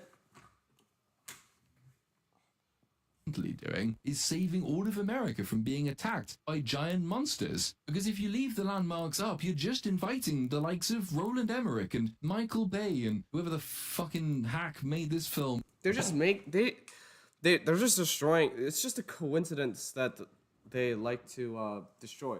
I recall Michael Dougherty in King of the Monsters saying that they wanted to destroy Boston for KOTM because no other major Hollywood blockbuster has had Boston as their battleground. Again, they probably just want to destroy stuff for the sake of destroying stuff. Okay, nothing deep. It's not deep. It's not. Them and everyone who lives near them. Godzuki does a sky laser. We needed one of those. Then yes, wanton destruction ensues. Rip Brazil. And the fight continues. Scar Giver, no, Scar King. That's the one. Scar King loses a tooth. I think that's the last time the tooth is relevant. That's the payoff. We've done the tooth from the beginning of the film. And like that tooth flying there, that's all we're getting. It's done now. The tooth are... Why is that a bad thing? It's funny and it's good for laughs. Is completed. Several thousand innocent people get taken out inside the opening 30 seconds of this fight. Oh, there goes another neighborhood. There go another few skyscrapers. Oh, and another one. Using skyscrapers as weapons now. Honestly, if this film had been made in the year 2000, they could be using the World Trade Center towers as a jousting match. Diddy Kong picks up Kong's axe and hops through the portal after them. Godzilla snaps Scar King's whip, as predicted, so he's lost his magic crystal, which is exactly why you don't put it on your weapon to begin with. I mean, it's still durable. You could still use it as a dagger, and he didn't expect it to take it.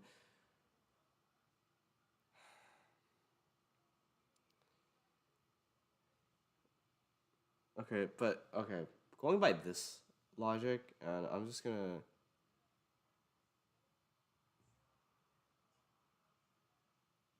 hold up. I'm trying to think of Guardians of the Galaxy, Ronan the Accuser. His Power Stone is at the end of his is at the end of his staff. Are we calling Ronan dumb for putting the Power Stone by the end of his staff? Who he also uses as like a hammer and stuff like that? No, I didn't think so. And Ronan's not even a good villain. But at least Scar King's crystal has a bladed function. We have 2 minutes. I'm ready for lunch. With you damn dirty ape, he and Kong fight over the crystal for a bit. Godzilla and Godzuki kill several thousands more people. Diddy Kong then uses Kong's axe to destroy the magic crystal, which frees Godzuki of its mind control. And the three hero monsters, Godzilla, Kong, and Godzuki, all three of them team up to kill the Scar King. Much like Godzilla could and should have done thousands of years ago, but didn't solely in order that we could all enjoy this wonderful work of... It's also in his character to suppress hostile titans. As long as they just submit, or whether he seals them away, he won't kill them unless it's absolutely necessary. art that is this film. They all roar. Godzilla does another sky laser. The sun comes out over the wreckage of Rio de Janeiro. Population originally 6.7 million people, now closer to 4. 4 people. Mothra and Echo return to the quantum realm. Echo says she doesn't want to stay in Hollow Earth after all because Eileen is her real family. I don't care. Mothra repairs the interdimensional Hymen shield. Godzilla goes back to have another nap in the Colosseum. Godzuki returns to Mordor with Kong and Baby Club to liberate the slaves. They all roar again. And that is the end of the movie. So that is the plot breakdown out of the way. Now, as is customary in these video essays, it's time for us to break down character, world building, and theme. Fuck it all to death. I'm out, mic drop, roll the credits, let the credits go, it's done, never again, we're out, we're done. Fuck you if you like this film, stop running. Watch better films, watch better movies, don't ruin your... Let the credits go, it's done, never again, we're out, we're done. Fuck you if you like this film, stop running your brain. Watch better... Where's the Heisei movies? Where the hell is the Heisei movies?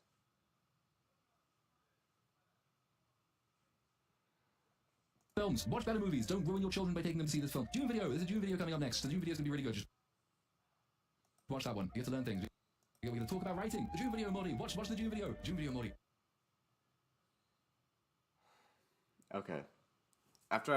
Okay. The video's not that bad. Other than the very apparent, I don't really want to say racist, but like... Okay, actually, I liked the fact that he put Son of Godzilla. Son of Godzilla is a really good Godzilla movie. But... what have we learned? Don't let him near Godzilla ever again. That was a lot to sit through. Mr. Platoon, if you're watching this, like, I actually would like to have a structured debate. I'd love to comment here.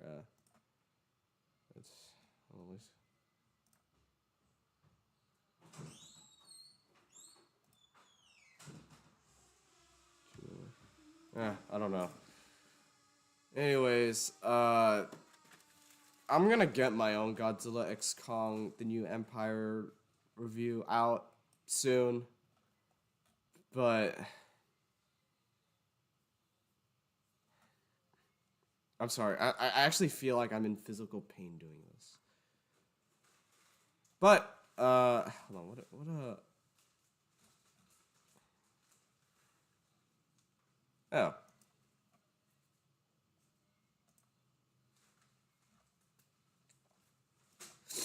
Anyways, so I'm sorry. I'm just at a loss for words. I'm trying to take in everything that's been going on in here, but I just can't take this seriously. Well, there's like 0 people in the stream, so I'm just gonna end it as is. Whoever's still watching, like, just thank you, I guess. So, and Platoon, I would like to debate you on GXK. As much as I have problems with it, most of them are nitpicks. And I hate the term nitpicking, but like it's kind of true as well. And yeah, I explained most of the stuff away, and now you can stop whining. And yes, we should demand better movies, but we shouldn't try to put down this one unless it's an insult to humanity, like Transformers 5 or Jurassic World 3. This movie is not an insult to humanity, mostly because, I mean, it's if it wasn't, I mean, look, it's okay.